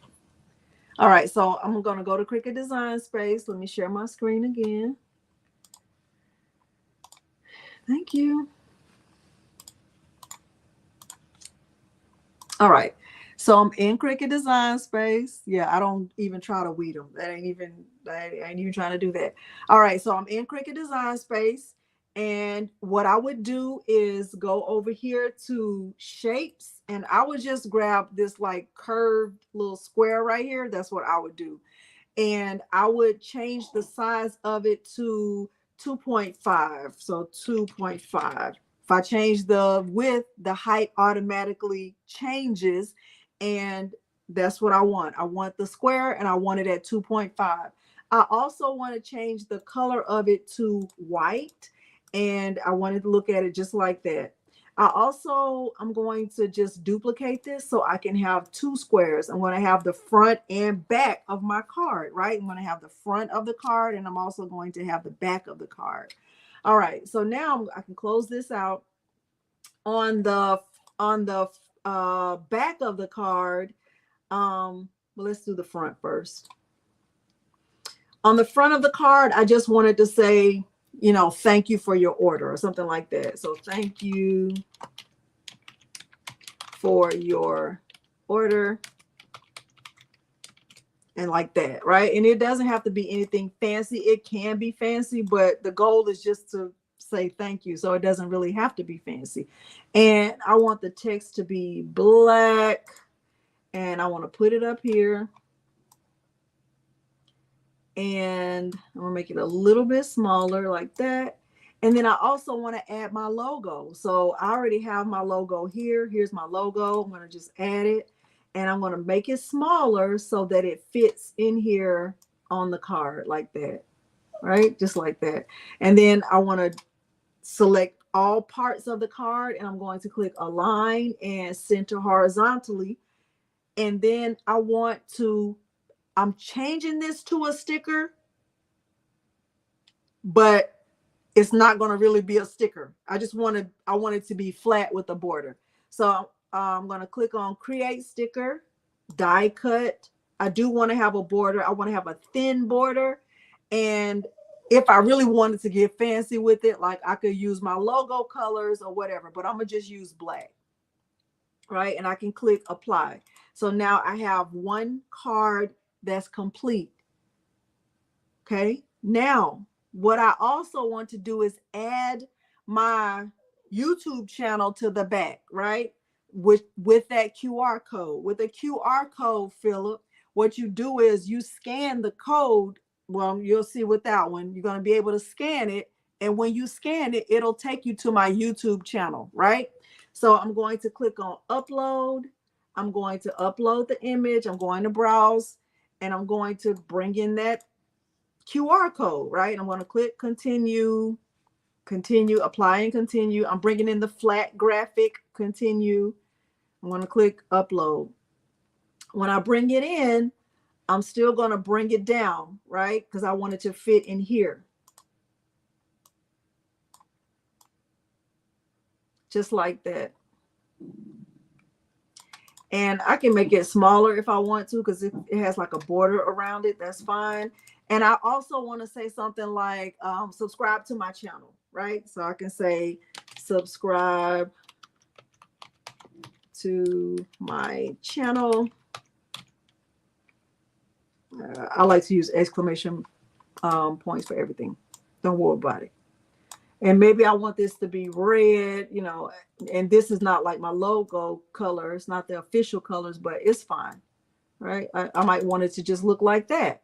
And I'll select both. And what I'll do is click align and center, just like that. And just like I did here by making this a sticker, I'm going to make this a sticker. I'm going to click die cut, and I still want to have a border. I want to have a thin border. Let's say I want the border to be, I don't know, red, right? Like that. I'm going to close this out, and I'll click apply. So now I have 2 stickers. Okay. Latasha, that's a great question. The reason why you would want to copyright your logo is so that nobody else uses it. After I got started, I had never had an intention to copyright mine. But then there were like other Delondas. And what if they wanted to be crafting with Delonda? I don't want them to be crafting with Delonda. I want to be the only crafting with Delonda. So I paid to have my to get my trademark started so that my logo is copyrighted. Okay.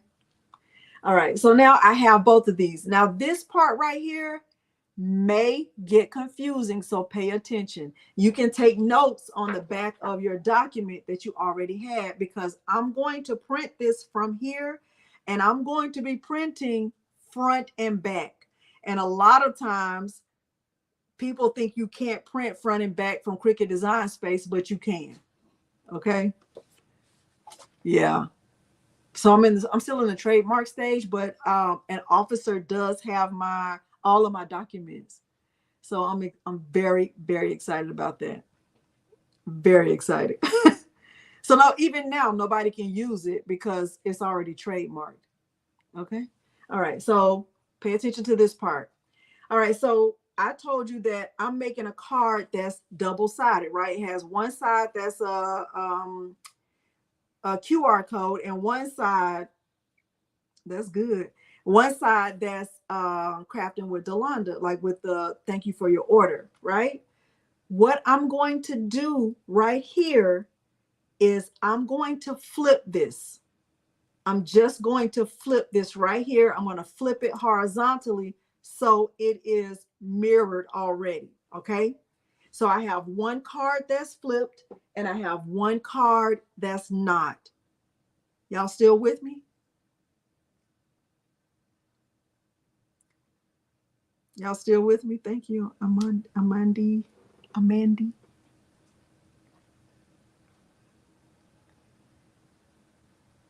Yes. Okay, perfect. All right. So I can click make, and I'm actually not going to save this because I don't really need it. Right. I'm using 8.5 by 11 cardstock, just regular plain cardstock. Let me show you what it looks like. It's just a regular piece of cardstock that I got from Walmart that I've been to for 100 times, and they still wanted me to pay before I left. Untrustworthy heathens. Okay, sorry, I had to say that. All right, look. Okay, so now I'm going to take this one that is flipped, and I'm going to click on these three dots, and I'm going to click on move object, and I'm going to move it to a different mat. So I have one on this mat and I have one on the other mat. What I'm going to do is change the number, right? Because I don't want to just make one. That wouldn't make sense to just make one, right? I want to make like 6. So I'm clicking right here on 6 and I'm going to click apply. And I'm going to say, yes, apply, right? So I want to have 6 copies. Now they didn't do what I wanted them to do. Hold on, let's undo that. Well, I guess it's fine. Do I want it like that? I don't want it like that. I get it's not fine. I don't want it like that.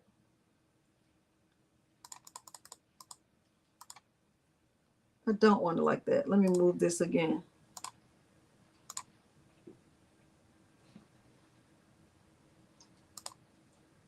Okay, let's try that again.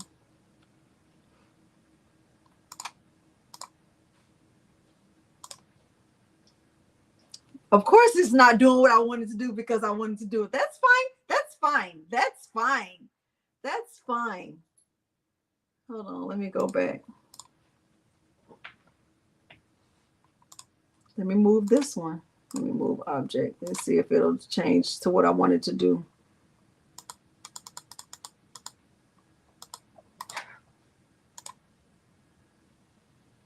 That's not what I wanted to do. Let me click cancel.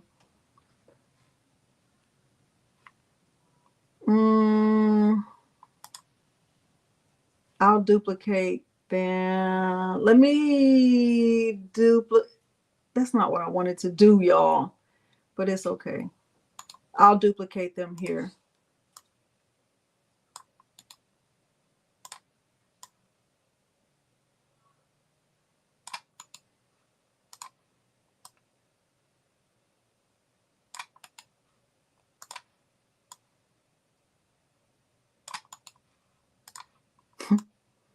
That's fine.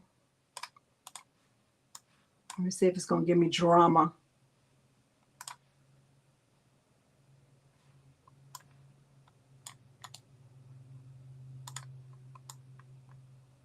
I'm just doing 6 of each.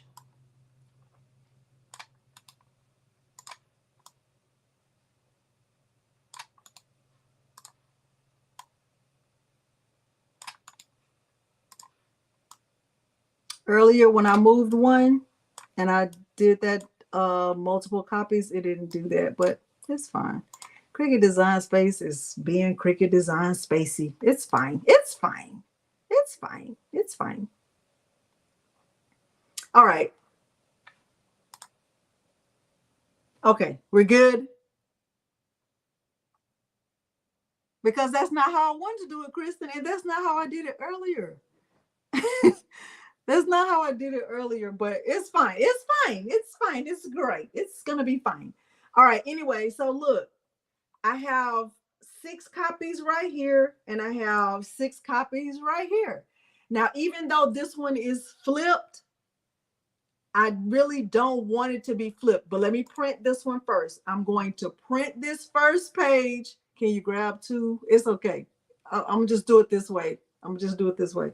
I'm going to print this first page. I'm going to click continue, and I'm going to click send to printer.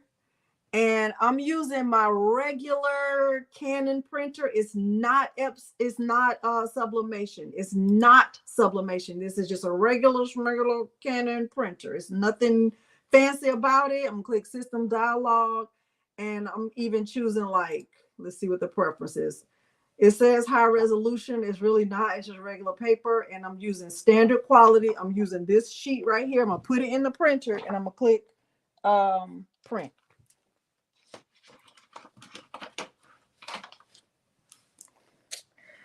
Oh, Cricut Design Space, you're so funny. I like when you do that. It's just great. It's so great. You just never cease to amaze me. It just does great. It's great. That's how you have to do it. Can you grab 2 and then do? No, I didn't even have to do that earlier. I just clicked 6 copies, and all 6 that were the same were on one sheet, and all 6 that were the different ones were on one sheet. It's fine. It's fine. It's great. I like when that happens. It's so great. It's just Cricut Design Space. Like literally, I made these earlier, and I didn't have to do that. It's fine.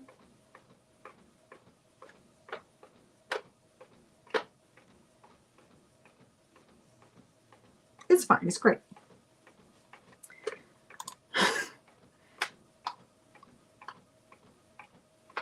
Cricut being Cricut. It's just, you know what? And it might not, that's not going to work. That's not going to work. Because these are not lined up like those.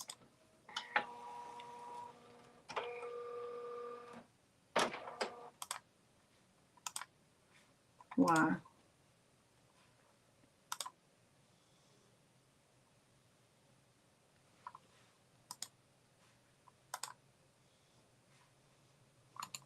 My little hush. Y'all, I hope this doesn't confuse you, but I have to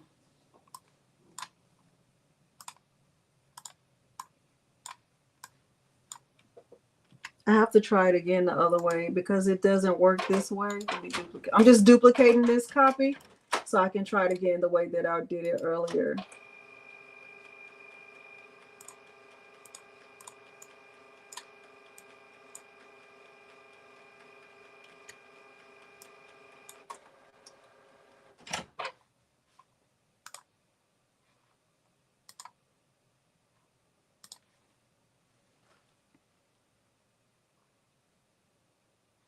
Why did it do that? I'm gonna try it like this. Let me see if it'll work. It should work.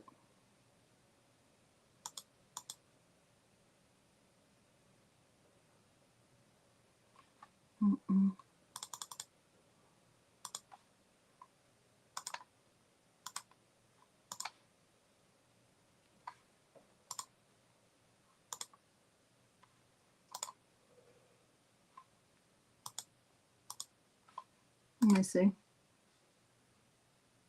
Like, why is it putting it together? It's like it did not do that earlier. Let me see what happens if I do this.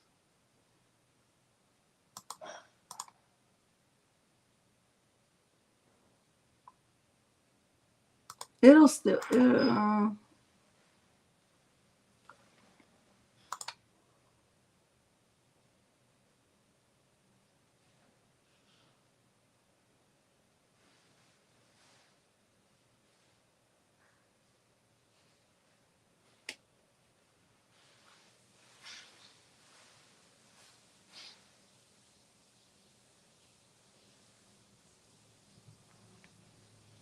It's always something. It's literally always like, I'm gonna just cancel this and I'm gonna close it out and try it again. I'm sorry, y'all, because I feel like at this point it's confusing. I'm sorry. Let me just close it out and then try it again because it did not do this earlier.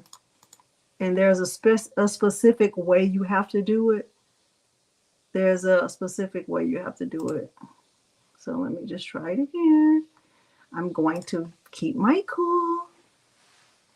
It's going to be great. It's going to be so great.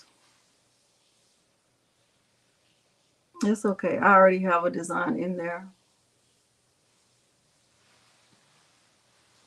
Oh, Geneva. That's so true. It might not even work now. That would be great. That would be so great. Let me see.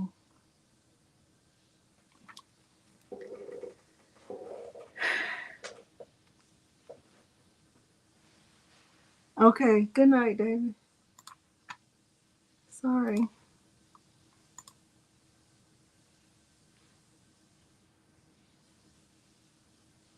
Cricut Design Space, you're great. Husband.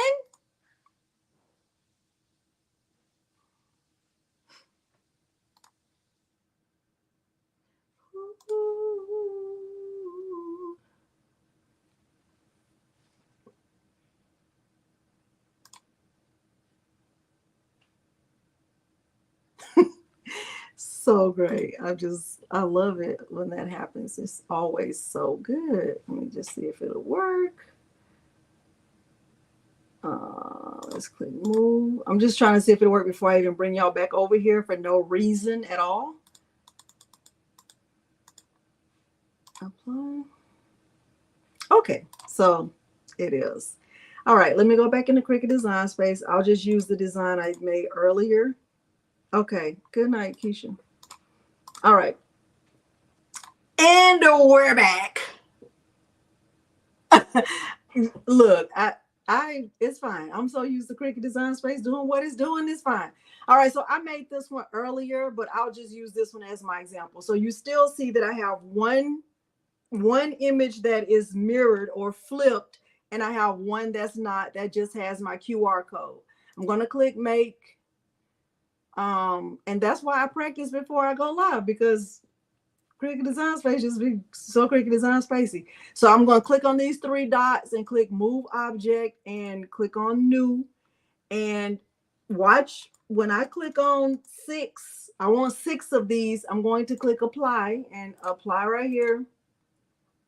All of the ones that are the same are on one mat, and all of the ones that are different are on a different mat, which is exactly what I wanted. So what I'm going to do is start over. I'll print a new sheet, a blank sheet, because that one that I printed, it won't work that way. So here's a blank sheet. Here's just a blank sheet. Good night. Here's a blank sheet of paper. I'm going to put it in my printer and let my Canon print this out. All right, and I'm going to click continue and send to printer. I'm not adding the bleed. I am going to use a system dialog, and I'm still using that same printer, which is my Canon MX470. I'm going to click print.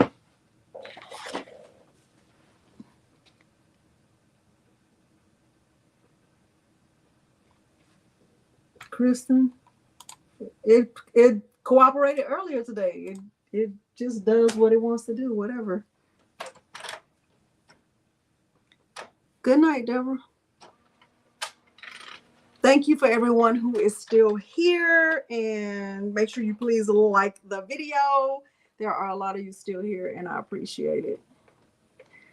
Can't handle what happens in Cricut Design Space when it wants to do what it does. Hey, Donzel. I'm doing great, KLV. Doing great. All right, I'm going to click done on that.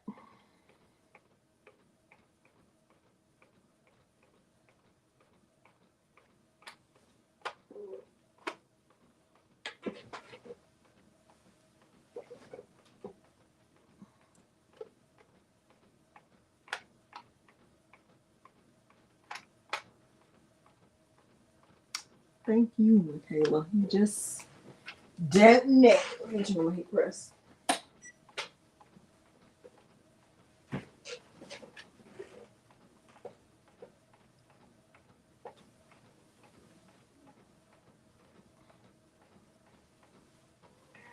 All right, so now I have my document, right? That's the first sheet that I had, the one that says join me with my QR code. So what I'm going to do with my printer is going to be different if you don't have the same printer, right? So I'm going to put this back in my printer and I'm going to this second sheet. Now with this second sheet, remember my image was mirrored in Cricut Design Space. I flipped it there. So I'm going to flip it back here and print on the back of this paper. Let me stop sharing so you can see what I'm talking about. Here's my document. It just says join me. I'm going to print the other side, the side that says thank you for your order. I'm going to print it on this side. Okay, but I have to flip it again. So basically I flipped it in Design Space and then I'm flipping it again on the prepare screen. Okay, so I know that's a little bit confusing, but that's the only way I know how to do it and print from Cricut Design Space. Now there might be people who know how to do it a different way and they're great. They're smarter than me. So when I flip it, it's going to bring the design to the other side, which is what I want.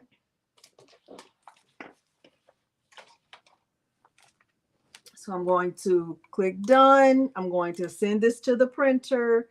I'm bringing up my Canon, my same printer that I already had up. And I'm not adding the bleed. I'm using the system dialog. I'm going to click print. And I'm going here to preferences. I'm not even changing this standard. I'm going to click print again. I'm going to let it print.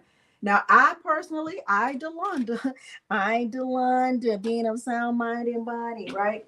I like to use the purple strong grip mat.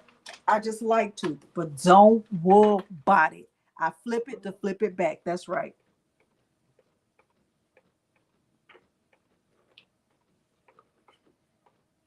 And I'm going to let my Cricut cut this. And if you want to have something fancier or better, you can use like glossy paper or business paper.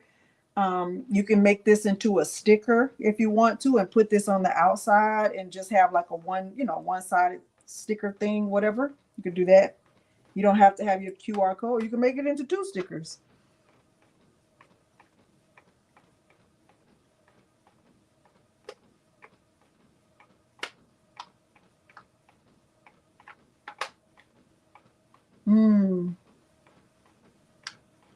I have done Avery labels too, but I feel like Avery labels are expensive, Barb.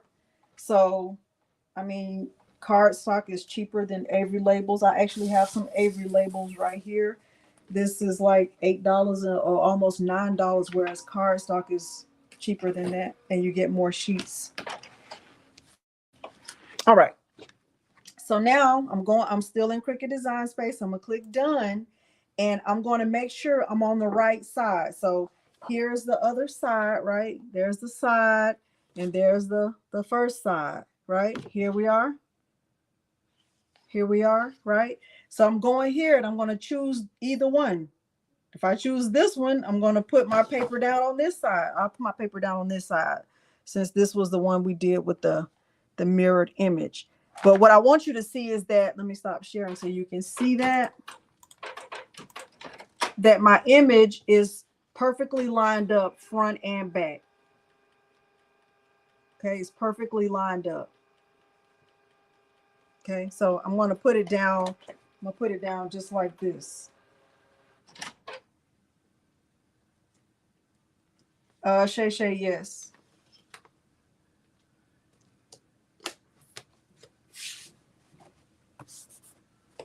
Might use a brayer, right, and go over it.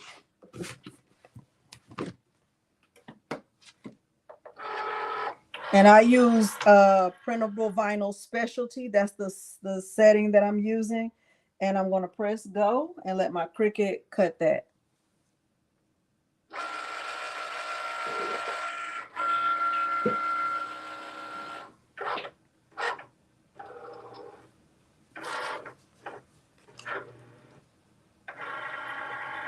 It took me some trial and error, Mylene. I did mess up a few, but I was determined to do it because I had messed up so much of the Avery paper that I didn't want to keep spending money on that. I wanted to find a way to do it here.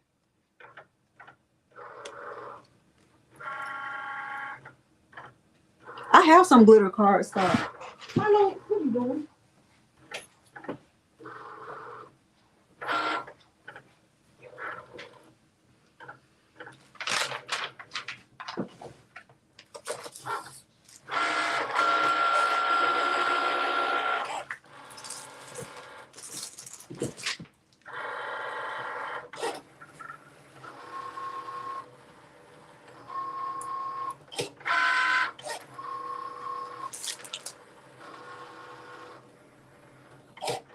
That, and then you could also use like this business paper if you wanted to have like a more glossy look. Right? You can have like, if you want to do that. But I mean, consider your cost. You know, how important is this going to be to the customer? Sharp Custom Crafts is going to be different for your printer, but for mine, okay, so now before I take it out of here, I'm going to make sure that it really did cut, right? Because it doesn't make sense to do all of this and it didn't cut. So I'm gonna check, like, did it cut? Yes, it did. It cut all the way through. So I'm gonna take it out. That's why I like using the purple mat, because it's gonna stick to the mat. See that? And don't worry about if my mat is dirty. Worry about if your mat is dirty. So here's my little thank you card that I can put in the bag. And it has my QR code on it so people can scan it. You see that?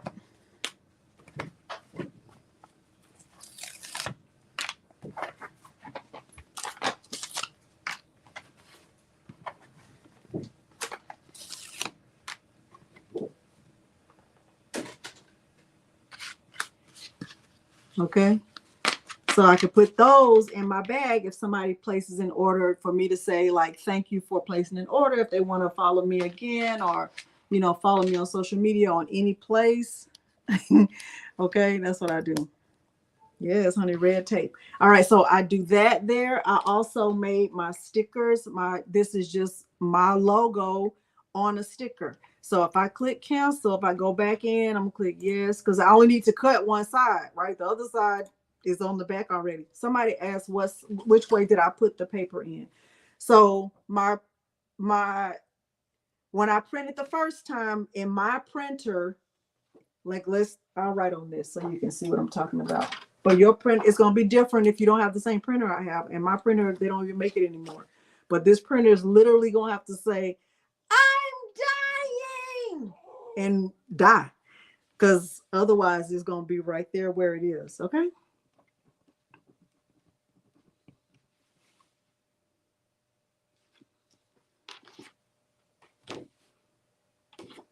Okay. Okay. All right. So look, this is the front of my paper, right? But the first time, before I put it in there, it's nothing on it. Like, just pretend like this is just plain, right? I put the paper in face down. It's going to go in just like that, and it's going to come out. When it comes out of my printer, I turn it around and I put it back in just like this, because now this is the printed side. This is the blank side. My printer prints face down. So when I put the paper back in, just like this, in going in this direction, it's going to print it's going to print the back. Okay. All right. So I hope that made sense. I ain't even gonna lie. I had that printer. I think I paid $50 for that printer, and it's gonna have to be like, girl, you tripping. I'm getting ready to die. And I'm gonna be like, prove it. I'm going to get some ink. You ain't dying. Okay? I'm just telling you that's what I do. All right. So now I do that, but I also print my stickers there. So let me go back and just show you quickly what my stickers look like, right? Because you can do your stickers there. You can do everything from Cricut Design Space. Because one of the things that I put in my packaging, what I put on the packaging is a sticker that just looks like this. It just has, let me stop sharing so you can see it. I know this live is long, but I said it was going to be long. It just says thank you, and it has made with love, and it has crafting with Delonda. Nothing fancy. It's just a circle that says made with love and crafting with Delonda with thank you in the middle. That's it. It's nothing fancy at all about this, right? I print these from Cricut Design Space. I print my sizing labels for Cricut Design. I don't have a back feed. Yeah, I don't have a back feed for paper. Okay. So I print all of my sizing labels in Cricut Design Space. And when I want to print these, I just make a circle and put a capital letter in there. That's all I do. Okay. I don't need to purchase these. You can purchase these, but I don't really need to because I can just make my own right there in Cricut Design Space. Okay. And as far as my logo, let's go back to Cricut Design Space. Let me share my screen. I'm gonna just show you all the things at one time, and we're gonna get out of here because I know y'all getting tired. You're weary. They're tired and they're weary. Okay. All right. Are they tired and weary? Yeah. They getting ready for bed and night night. They ready to go to night night. Okay. All right. So let's just go to the sizing labels. Let me show you that right quick. So like if I want to make some sizing labels, right? It doesn't matter what size I make it right here. It could be bigger, right? It could be white, it could be gray, it could be blue, it could be whatever color I want it to be, right? And I can make, I don't know, duplicate. I can duplicate it a whole bunch of times, right? Let's hide this. Let's hide this too. All right, let's make this right here. Let's duplicate that thing, right? I'm gonna have this one, duplicate, right? Let's close this out. Milo, hush. Right? So I'm going to turn on my caps lock and I'm going to just type, my text. So I'm going to have what? Small. I'm going to put it big, like, so you can be able to see it. Small. And I'm going to, hold on. Select both the circle and that letter. I'm going to align it and I'm center it. Just center. And then I want to flatten it, or I want to just make it into a sticker, right? I want this to just be a sticker. I can just make it into a sticker just like that, right? And I can have an outline on this if I want to, right? Okay, Cricut Design Space. You quit playing. Let me save it because it's doing too much.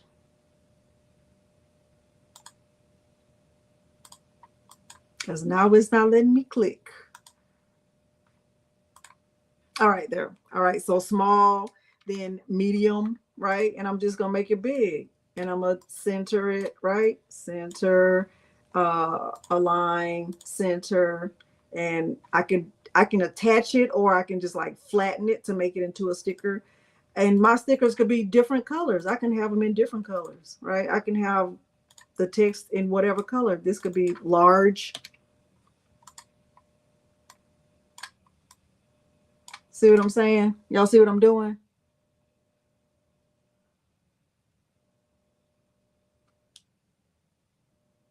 Oh, that's good. Okay, shopping bags, waterproof, anything. Sean, you can use these. These are waterproof. I have them linked below the video. Waterproof. That's what my stickers. I use those, and I also use the other paper that I like. So Cricut Design Space is just like getting stuck for some reason right now. Like everything I type is just getting stuck. But anyway, I would make the sticker this size. It won't even let me click. It's just it's like getting stuck on everything.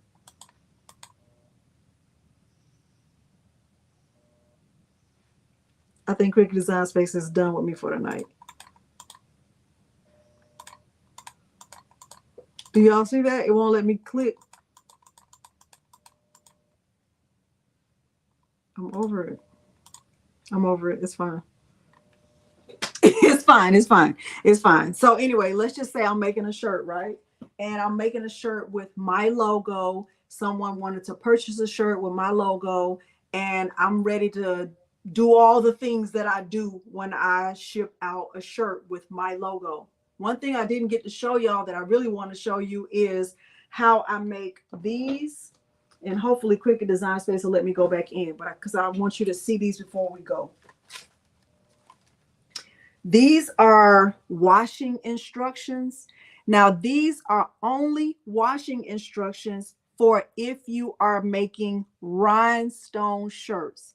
If you're not making rhinestone shirts, like let's just say it's a sublimation shirt, or it's a shirt that just has vinyl on it, then you would follow whatever your washing instructions are that you give to your customers for washing that item. I really typically only do these for rhinestones because those are specialty shirts. If it's just a shirt with vinyl, I don't really have special instructions for that. Okay. Let me see what y'all are saying. Okay. But I'm going to show you how I did. Now, this template is already linked below the video. This exact little t-shirt thing is linked below the video. I downloaded this template from Creative Fabrica. And when I did that, I changed it to match the washing instructions. For 1 second, y'all.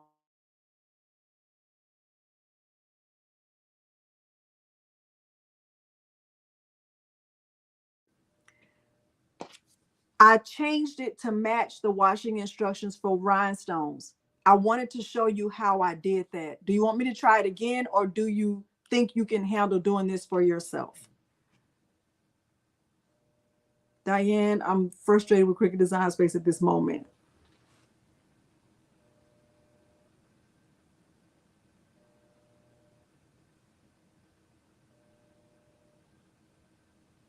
You want me to try it again? I will. Okay, let me try it one more time, y'all.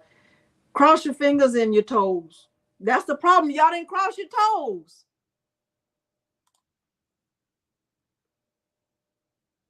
That's the problem right there, because you didn't cross your toes. If you would have crossed your toes, we would have had it. I blame y'all. Who do I blame? Y'all. Not me. Mm, mm, mm.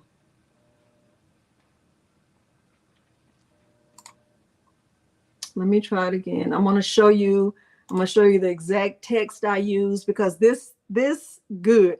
This came with text on it, and I found a font that was exactly like it, and I just added my font.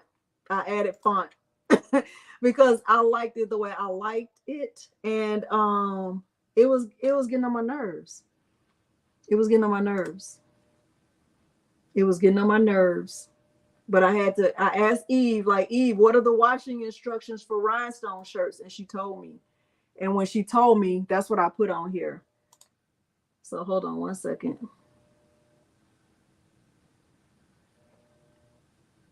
I'm going to show you exactly how I did it.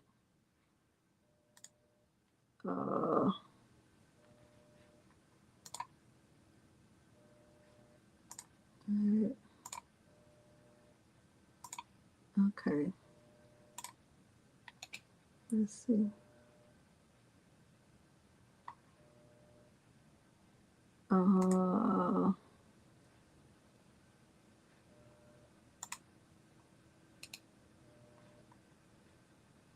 What was that? 1 second, y'all. I want to give you that.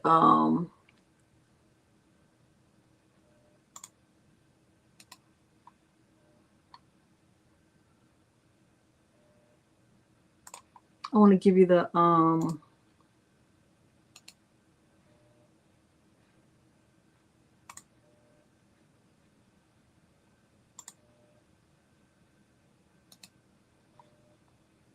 I want to give you that text. I'm trying to think, what was it called? What was it called?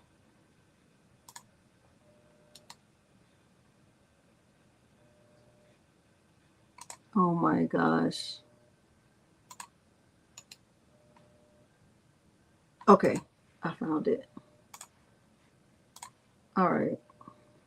So the first thing you're going to do is you are going to get this document, this file. This is the file right here.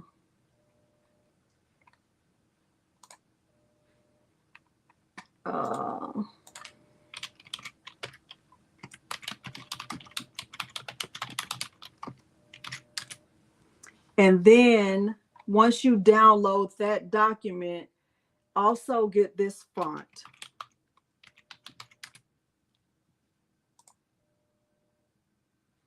Only if you want to. Only if you want to, okay?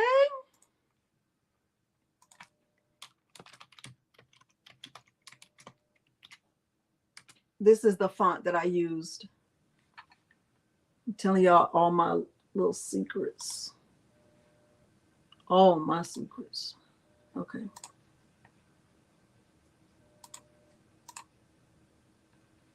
So you're going to download the file.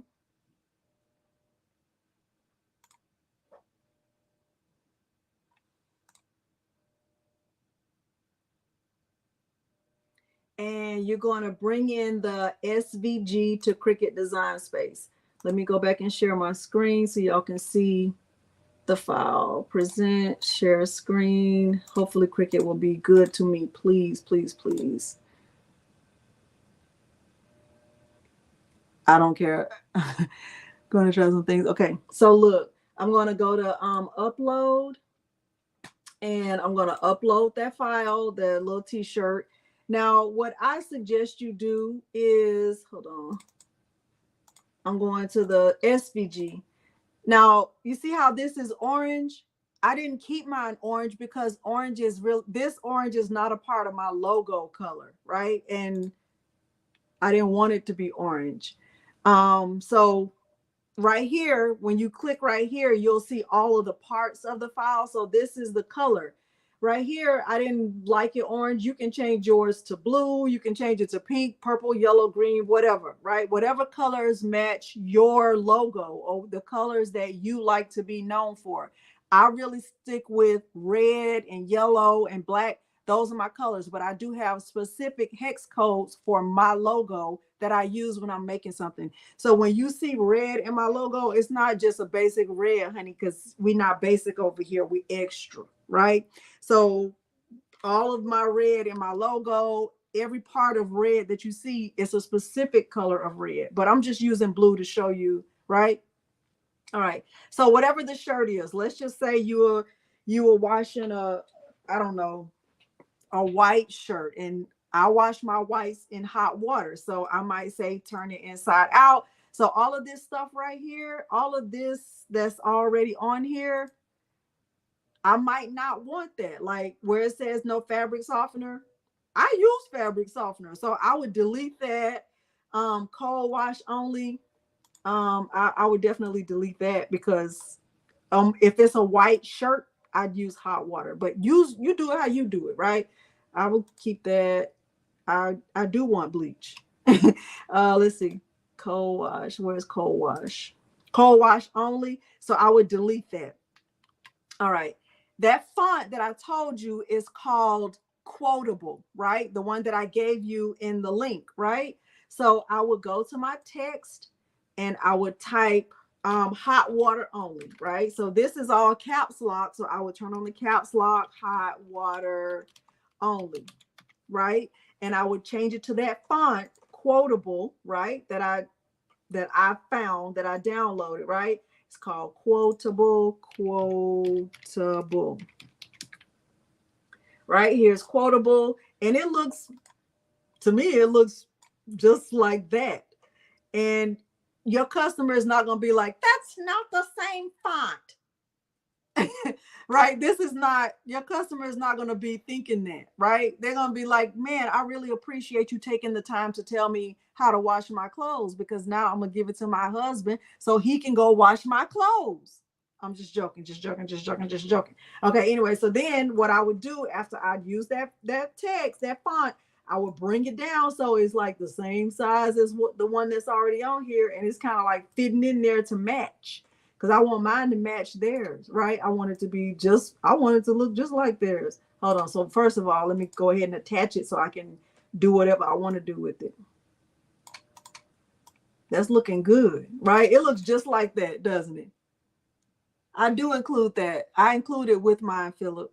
Okay, so this is looking great already, but I do want them to iron it. I might say, you know, iron on low. So I go back to my text, you know, iron or low iron, something like that, right? Low iron. You could type whatever you want to type. Yours could say whatever you want it to say. I'm going to click attach. And when you click attach with your text, it gives you more options for working with the text. That's just my opinion. So I like that. So I'm going to take that do not iron. I'm going to take that out. That already says low heat. I'm going to just have low iron. Okay, like that. I do want to iron it. Tumble dry is fine. So, but I might just like move it up like that. Right? I think that looks great. Hot water only, low iron. I might even say, like, you know, use bleach as needed, depending on how dirty it is, right? As needed, especially for my whites, I use bleach as needed. I do. Right? I'm gonna bring it down like that, and then bring it up like here, like that. Right? I think this is looking great, right? I might even make washing instructions a little bit bigger. Where's washing instructions? Do I see it? Is it separate? Okay, I might make that a little bigger, right? I might do that. I might even change that to, like, you know, green or something, right? I want it to be a little bit different. And I might even change the word thank you, right? Thank you. I want that to be green because my colors in my logo is, you know, blue and green, right? And I want it to look really, really good, right? I want it to be bigger like that. And I'm going to do that. And then I'm going to add my logo, whatever my logo says, right? So if my logo is crafting with Delonda, I'm just making that up, right? It is, but you know it ain't blue and green. Crafting with Delonda, right? And I might make that maybe green or yellow or whatever. I want to make it yellow because that is one of the colors, right? So I might do it like that, and then just bring it over here like that. I might do it like that. And then I might even add like a little image, right? I might add like a little heart, right? A little heart. Let's give them a little heart. Thank you. Heart. Heart. Here's a heart. But I want that heart to be green because everything else was green, right? So I'm going to bring that heart down like that. I might put that down there at the bottom. Because people see hearts and they want to spend their money again, right? That's looking really, really good, right? So here are my washing instructions. And I would take this whole thing just like this. I think this looks great. And I would either flatten this or I would change this to a sticker. So I would go to create sticker and I would just do it like that. I don't need a border because it already has a border, right? So I would say none, or you could do a thin border, right? You could do a thin border if you wanted to. Let's look at the colors. Let's see if we want a little. Let's see if we want a little thin border. Do we want a little yellow? Let's get a little yellow. Your yellow belly. Apply. It didn't even do me a border. That's fine. It's fine. It's fine. It's great. It's great. It's great. Right? And so then I would make mine. I think mine are like 2 inches. Let me see. So yeah, mine are like 2 inches. Yeah, 2 inches, right? So I would just make this like 2 inches. So I would go up here and I would just change the width to 2 like that. And then that's it. That's my little washing instructions for my white shirts. That's what I would do. And I would click make, and I would save this. So I'm just going to call this fake washing instructions. Okay, fake. These are fake. These are not real. Real deal Holyfield, right? Because these are not my colors, right? But let's just say I like these. I mean, I think they are so cute, right? These are cute, right? And I want to make a whole bunch of them. Let me see how many I could fit on the sheet. Oh, this is looking great, right? I can, let's try 10. I could probably do like maybe 15, right? I don't want to waste paper. This is so great. This is great, right? And if I want to put my QR code on the back, I could. Then the little sticker. Let's click apply. Let's see how many I can get on there.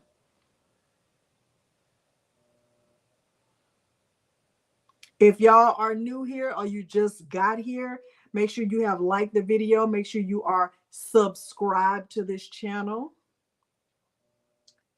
Don't be riding free. Subscribe to the channel. Okay, so 14 was too many because I could see that I have 2 down here. So I'm just going to stick to 12, right? Because I don't want to have 2 sheets. Now, I personally wouldn't make this a sticker. I would probably just, I like to just pin mine to the tag, but you could do it however you want to do it. Like, let's just say I do make this a sticker, which I really wouldn't, but let's just go with it for now, right? Here's my sticker paper, Nito label, super glossy, waterproof, full sheets. They are linked below the video. I'm going to put this in my printer face down. All right, I'm going to click continue. Now I'm going to click send to printer. Now I personally wouldn't use this as a sticker because I don't like anything stuck to the bag. I don't like that.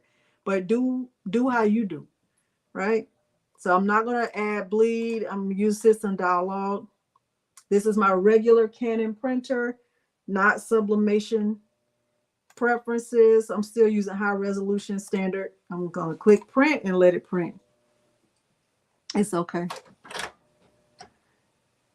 Yes. Yes.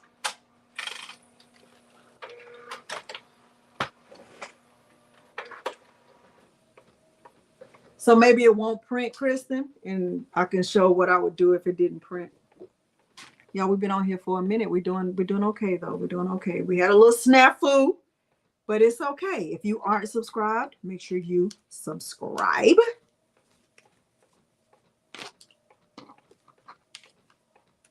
Okay. All right.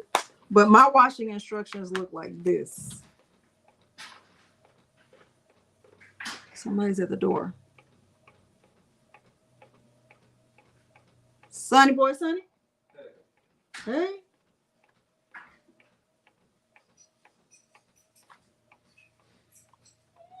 You came to work on those jerseys?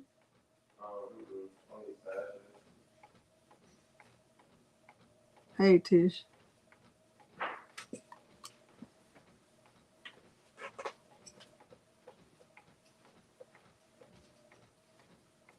How many sashes?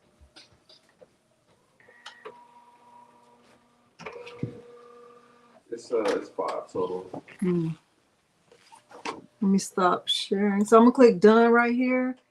And then for this paper, I just chose printable vinyl white because it's really just whatever you want to choose. And I'm gonna go with more pressure. And I'm gonna put this on my Cricut mat. I use the purple mat. Every time I make stickers, I use the purple mat. Every time I make stickers, I use the purple mat. Use whatever you use. I'm using what I use. All right. And I'm going to let my Cricut cut this. Stop sharing.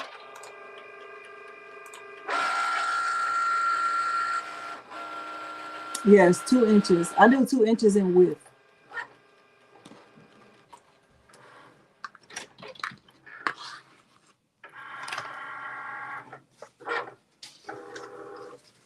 Okay.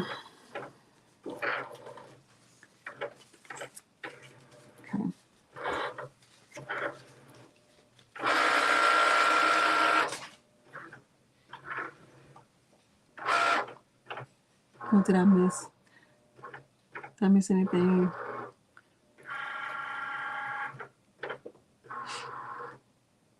So for those of you who have problems printing, if this doesn't print, I'll show you what I do that works for me 99% of the time. What's the name of that paper? I like this one, but I also like Ava. But this is just Nito. It's linked below already. It's linked below the video. I like this one because these are full sheets. They're not labels. It says labels, but they're not labels. These are full sheets. And they're for inkjet and laser printers.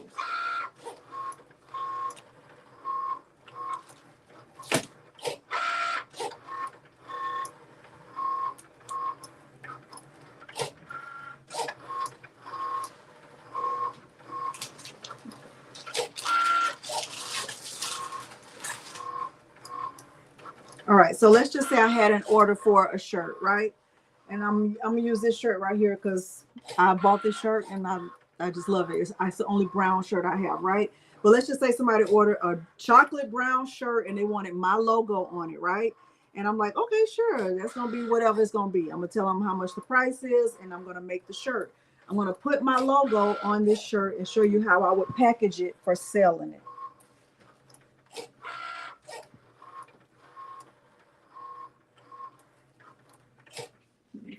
Right, dip with my right here. Oh my gosh, I just dropped my drink. I'm going to check to see if this cut all the way through before I take it off. It did. It cut through perfectly. See that?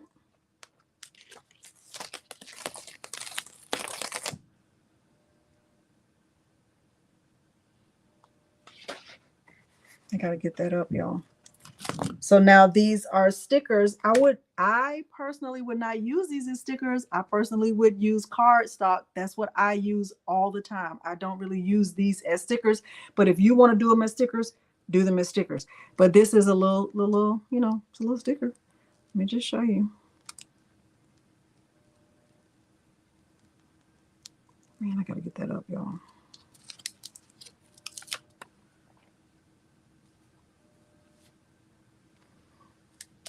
Right, it's a little sticker, right? Okay, got it, okay? All right, I gotta get that up, y'all. 1 second.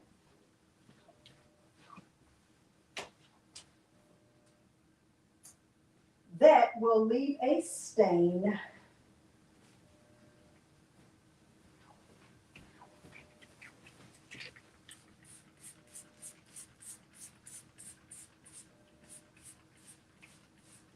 I keep stain remover up here because this is not the first time I've done that.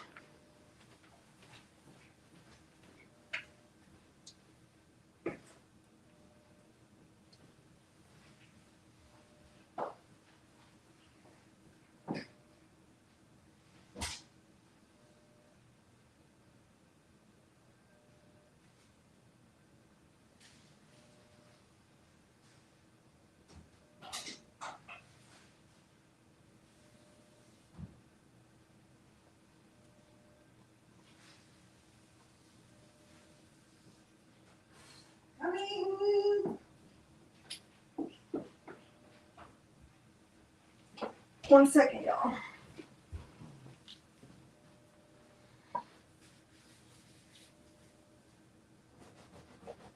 Take this time to like the video and subscribe to the channel.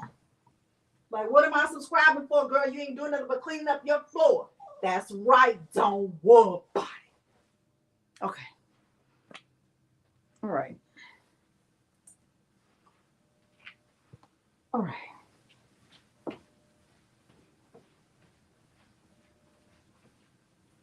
Sorry. All right.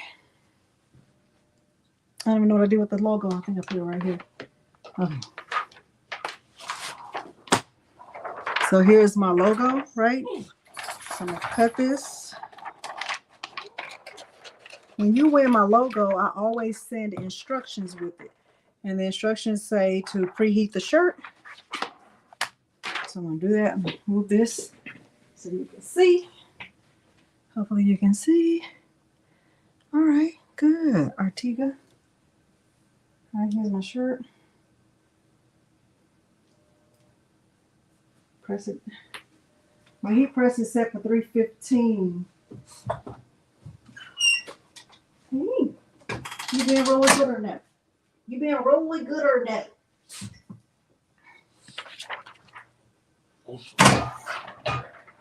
So I always do a pre-press down the middle. Okay, good, Gail. I always do a pre-press down the middle, and I do a crease. I do a crease to get my where's the middle. And then what I do, I bring out the thing, blah, blah, blah, right? If I was selling this, I would let it roll and I'll be double checking, like, I don't want any dog hair on it. I want it to be perfect, right, for my customer. We'll put the logo on there, make sure it's straight. That's looking good. 3 fingers from the top. You don't want the customer's stuff to be on the belly. We don't do belly design. And if you do, don't tag me, tag Eve. She likes that kind of stuff. Okay. We're not doing on the belly. Okay. We're not doing on the belly. All right. So I'm going to press that. Get some. 15 seconds. All right. I'm going to press for 15 seconds. Right. Then I'm going to take it off. And I'm going to peel it really fast. I haven't done this in a long time, y'all. Peel it fast. Bam! That's looking really, really good. It's looking really, really good. Look how good that's looking. That is looking good, right? But I'm checking for my customer, right? Because I don't want them to have any stains or spots, or the brown cow has speckled spots, right? So I'm looking at it. It looks really, really good. That is, baby girl, that's my favorite shirt already. Okay, it's looking good. All right, and then what you do is you get some parchment paper. No, that's not parchment paper. That's zipper bags. Don't wool blind. Parchment paper. Stop, my love. And you press it again. Stop. Stop. Press it again and let it do what it's going to do. And then I'm going to show you what I do. Bring my table up so y'all can see what I do.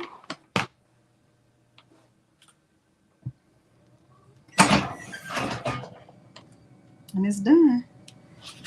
It's done. Got a whole bunch of mess right here, y'all. Yeah, it's looking really, really good, right?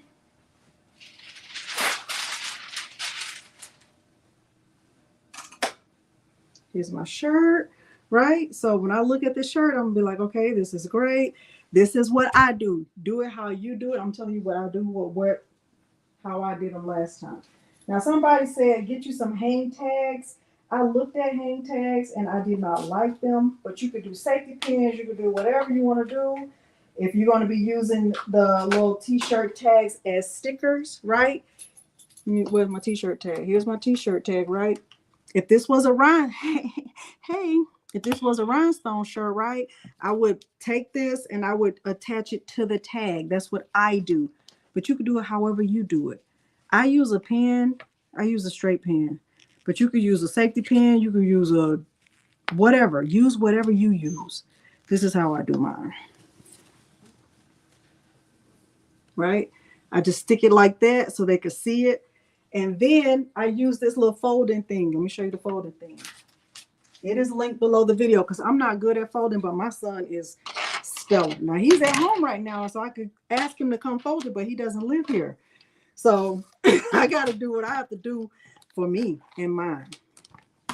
Right? So here's a little folding thing. Let me see if I can.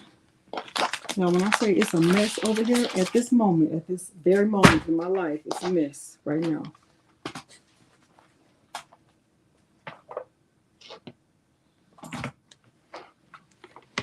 Y'all see? I was going to type a good reason.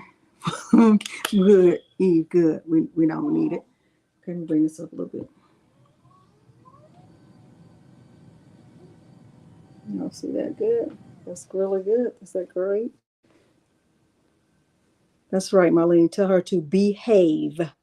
Y'all see that good enough? Let's see if I turn it this and all that right this way. This is great, right? That's great.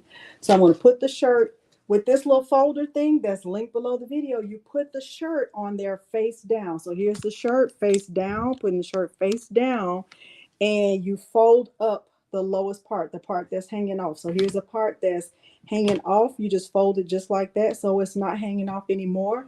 Then you just take one side, the left or right, it's up to you. Fold it in like that, open it, fold it in like that, open it, and then there's this little bottom part. You fold it, and bam, your shirt is what? Folded. There it is. So the shirt is folded. I can get a bag. You just grab it like this, put it in there, right, like that. And I get one of my little cards. Thank you for your order, right? I could put that in there just like this. There's two of them, right? I can put that in there just like that. Take this, close it. Now, Miles uses a fancier bag than I'd use. Hold on, let me find a little thing.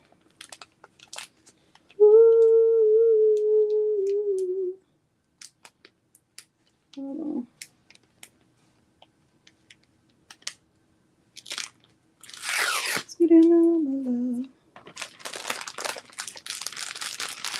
That's it. And then I will put this, because if I'm shipping this, I use my shipping scale to see like what's the weight and all that stuff. I put it on the scale, but I already know that this is normally 4 ounces. And then I put it in a bag, a shipping bag, to a poly mailer to mail it out. Okay. That's what I do. These came with their box thing, and I think these are 10 by 13. These are 10 by 13. Okay. And then that's not all I do, but wait, there's more. I also put a sticker right here on the fold. So like my little thank you sticker, this little sticker right here, I'll put it on the fold. So that's the first thing they see is my little sticker. But as you can see, everything was made in Cricut Design Space. I just put it on there like that. And that's it. It's below the video, Philip. I'll put it in the chat. But that's it. That's what I do.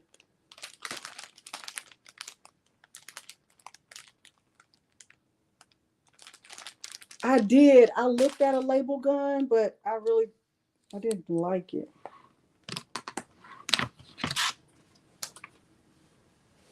For hoodies, you can still use this with hoodies. When I did all those shirts, I'll put it up there again. When I did all those shirts, Renee, when I did the little sticker for the sizes, I put the size in the corner. Let me show you.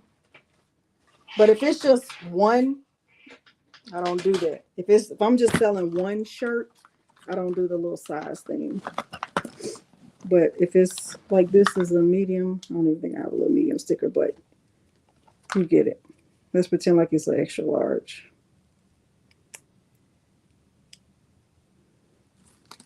But I like to make sure the design is showing. I want them to see the design from the plastic bag.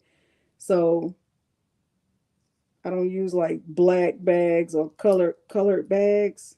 Miles uses those thank you bags. But you could do like put the label right here if you're doing multiple sizes. Let me give y'all the link for the flip board. But we're done, y'all. We are done. Hopefully y'all did find this helpful. Hopefully you are subscribed to this channel. And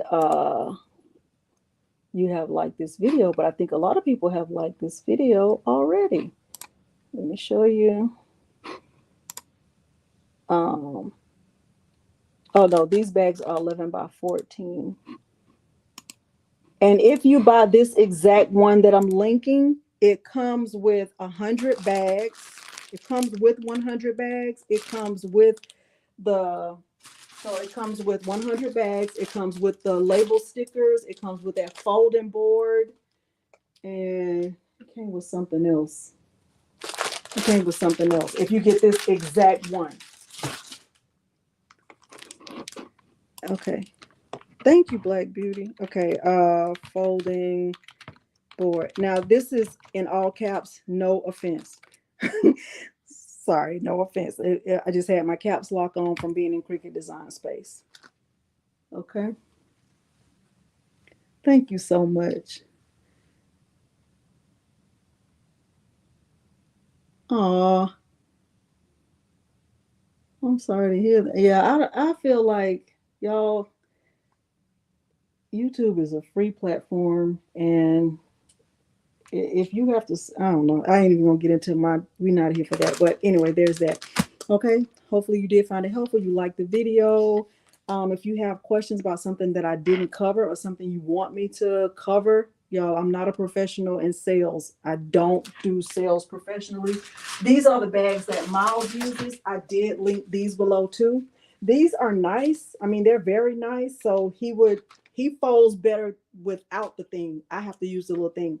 But he puts his in here, this bag, seals and it's up. But then the customer has a bag that says thank you. He still uses a sticker. He still uses the little thing with his card. He still has his QR code. He still uses the t-shirt template thing. He does all that, but his bags are different. He uses these bags. I use these. Okay. But yeah, that's everything. Oh, I was telling you, this folder thing, this little folder thing that y'all saw me, it came with these. Like you get all of these, all of this. So if you didn't want to make them in Cricut Design Space, it comes with it. All of these came with that folder thing. Okay. All right. Let's do one more giveaway before we go. And I'm gonna let y'all say hi to Milo because I didn't let him say hi. But let me say what I say about road rage, y'all. Please don't get involved in road rage. Please don't do it. It's just not worth it. Please don't do it, y'all.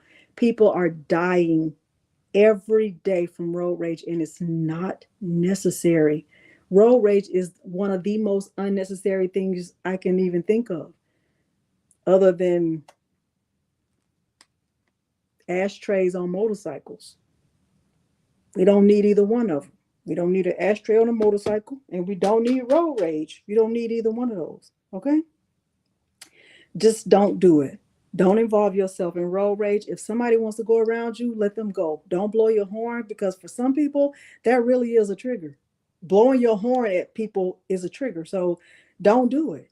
If it means you have to drop your pride, drop your pride. Okay? You were in a wreck. This man got mad at me the other day because he wanted me to. I didn't move fast enough, and I don't even leave my house very much. But I didn't move fast. He was blowing his horn, bang bang, and he skidded around me, and then he almost got in an accident. I was like, "Well, look at you over there looking dumb." All I was thinking about was chicken. I couldn't even be mad at him. You want to make me mad? Don't make my fries crispy. That's how you make me mad. Okay? I'm just telling you. I'm just telling you. Okay? That is. All right, let me go ahead and do this giveaway, and then we're gonna get out of here. Okay? The thing you're gonna type in is no, I can't let y'all go yet. Hold on.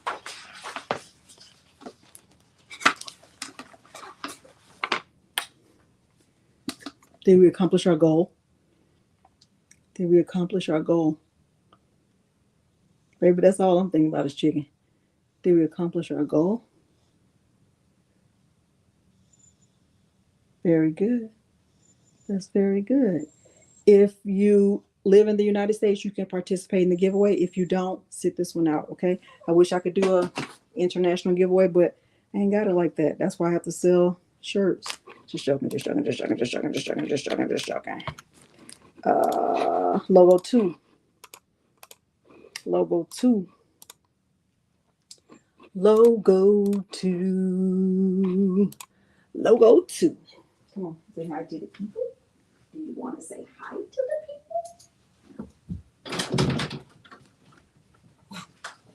people? Don't get in my chair. Don't, no, brother. No, my brother.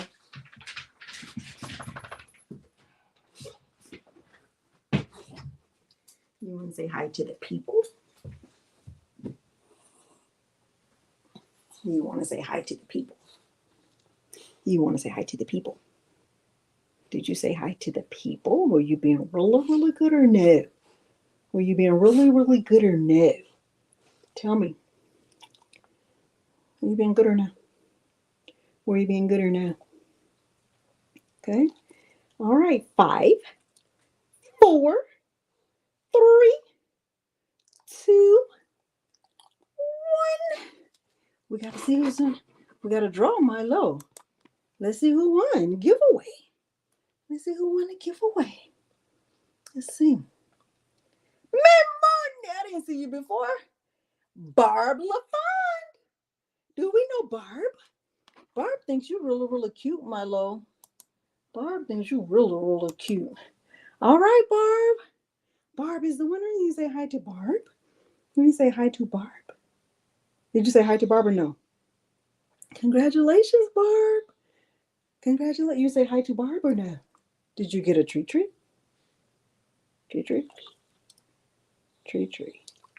That's all he cares about, the treat. Okay, congratulations, Barb. You have my email address. It is craftingwithdelonda@gmail.com. craftingwithdelonda@gmail.com. craftingwithdelonda. Say hi to Kristen. She got your stickers. She got some stickers with your face on it. She got some stickers like this. Hi to the people. She got stickers with your face on it. You say hi to Kristen and her mom. Let me say hi to Kristen and her mom. All right. Thank y'all so much for joining me. Hopefully you found it helpful. Barb, my email address is craftingwithdelonda@gmail.com. See y'all next time. Thank y'all so much for being here. And if nobody has told you they love you, I love you. Okay. Bye, y'all. We say bye to the people. Did we say bye to the people or no? Did we say bye to the people?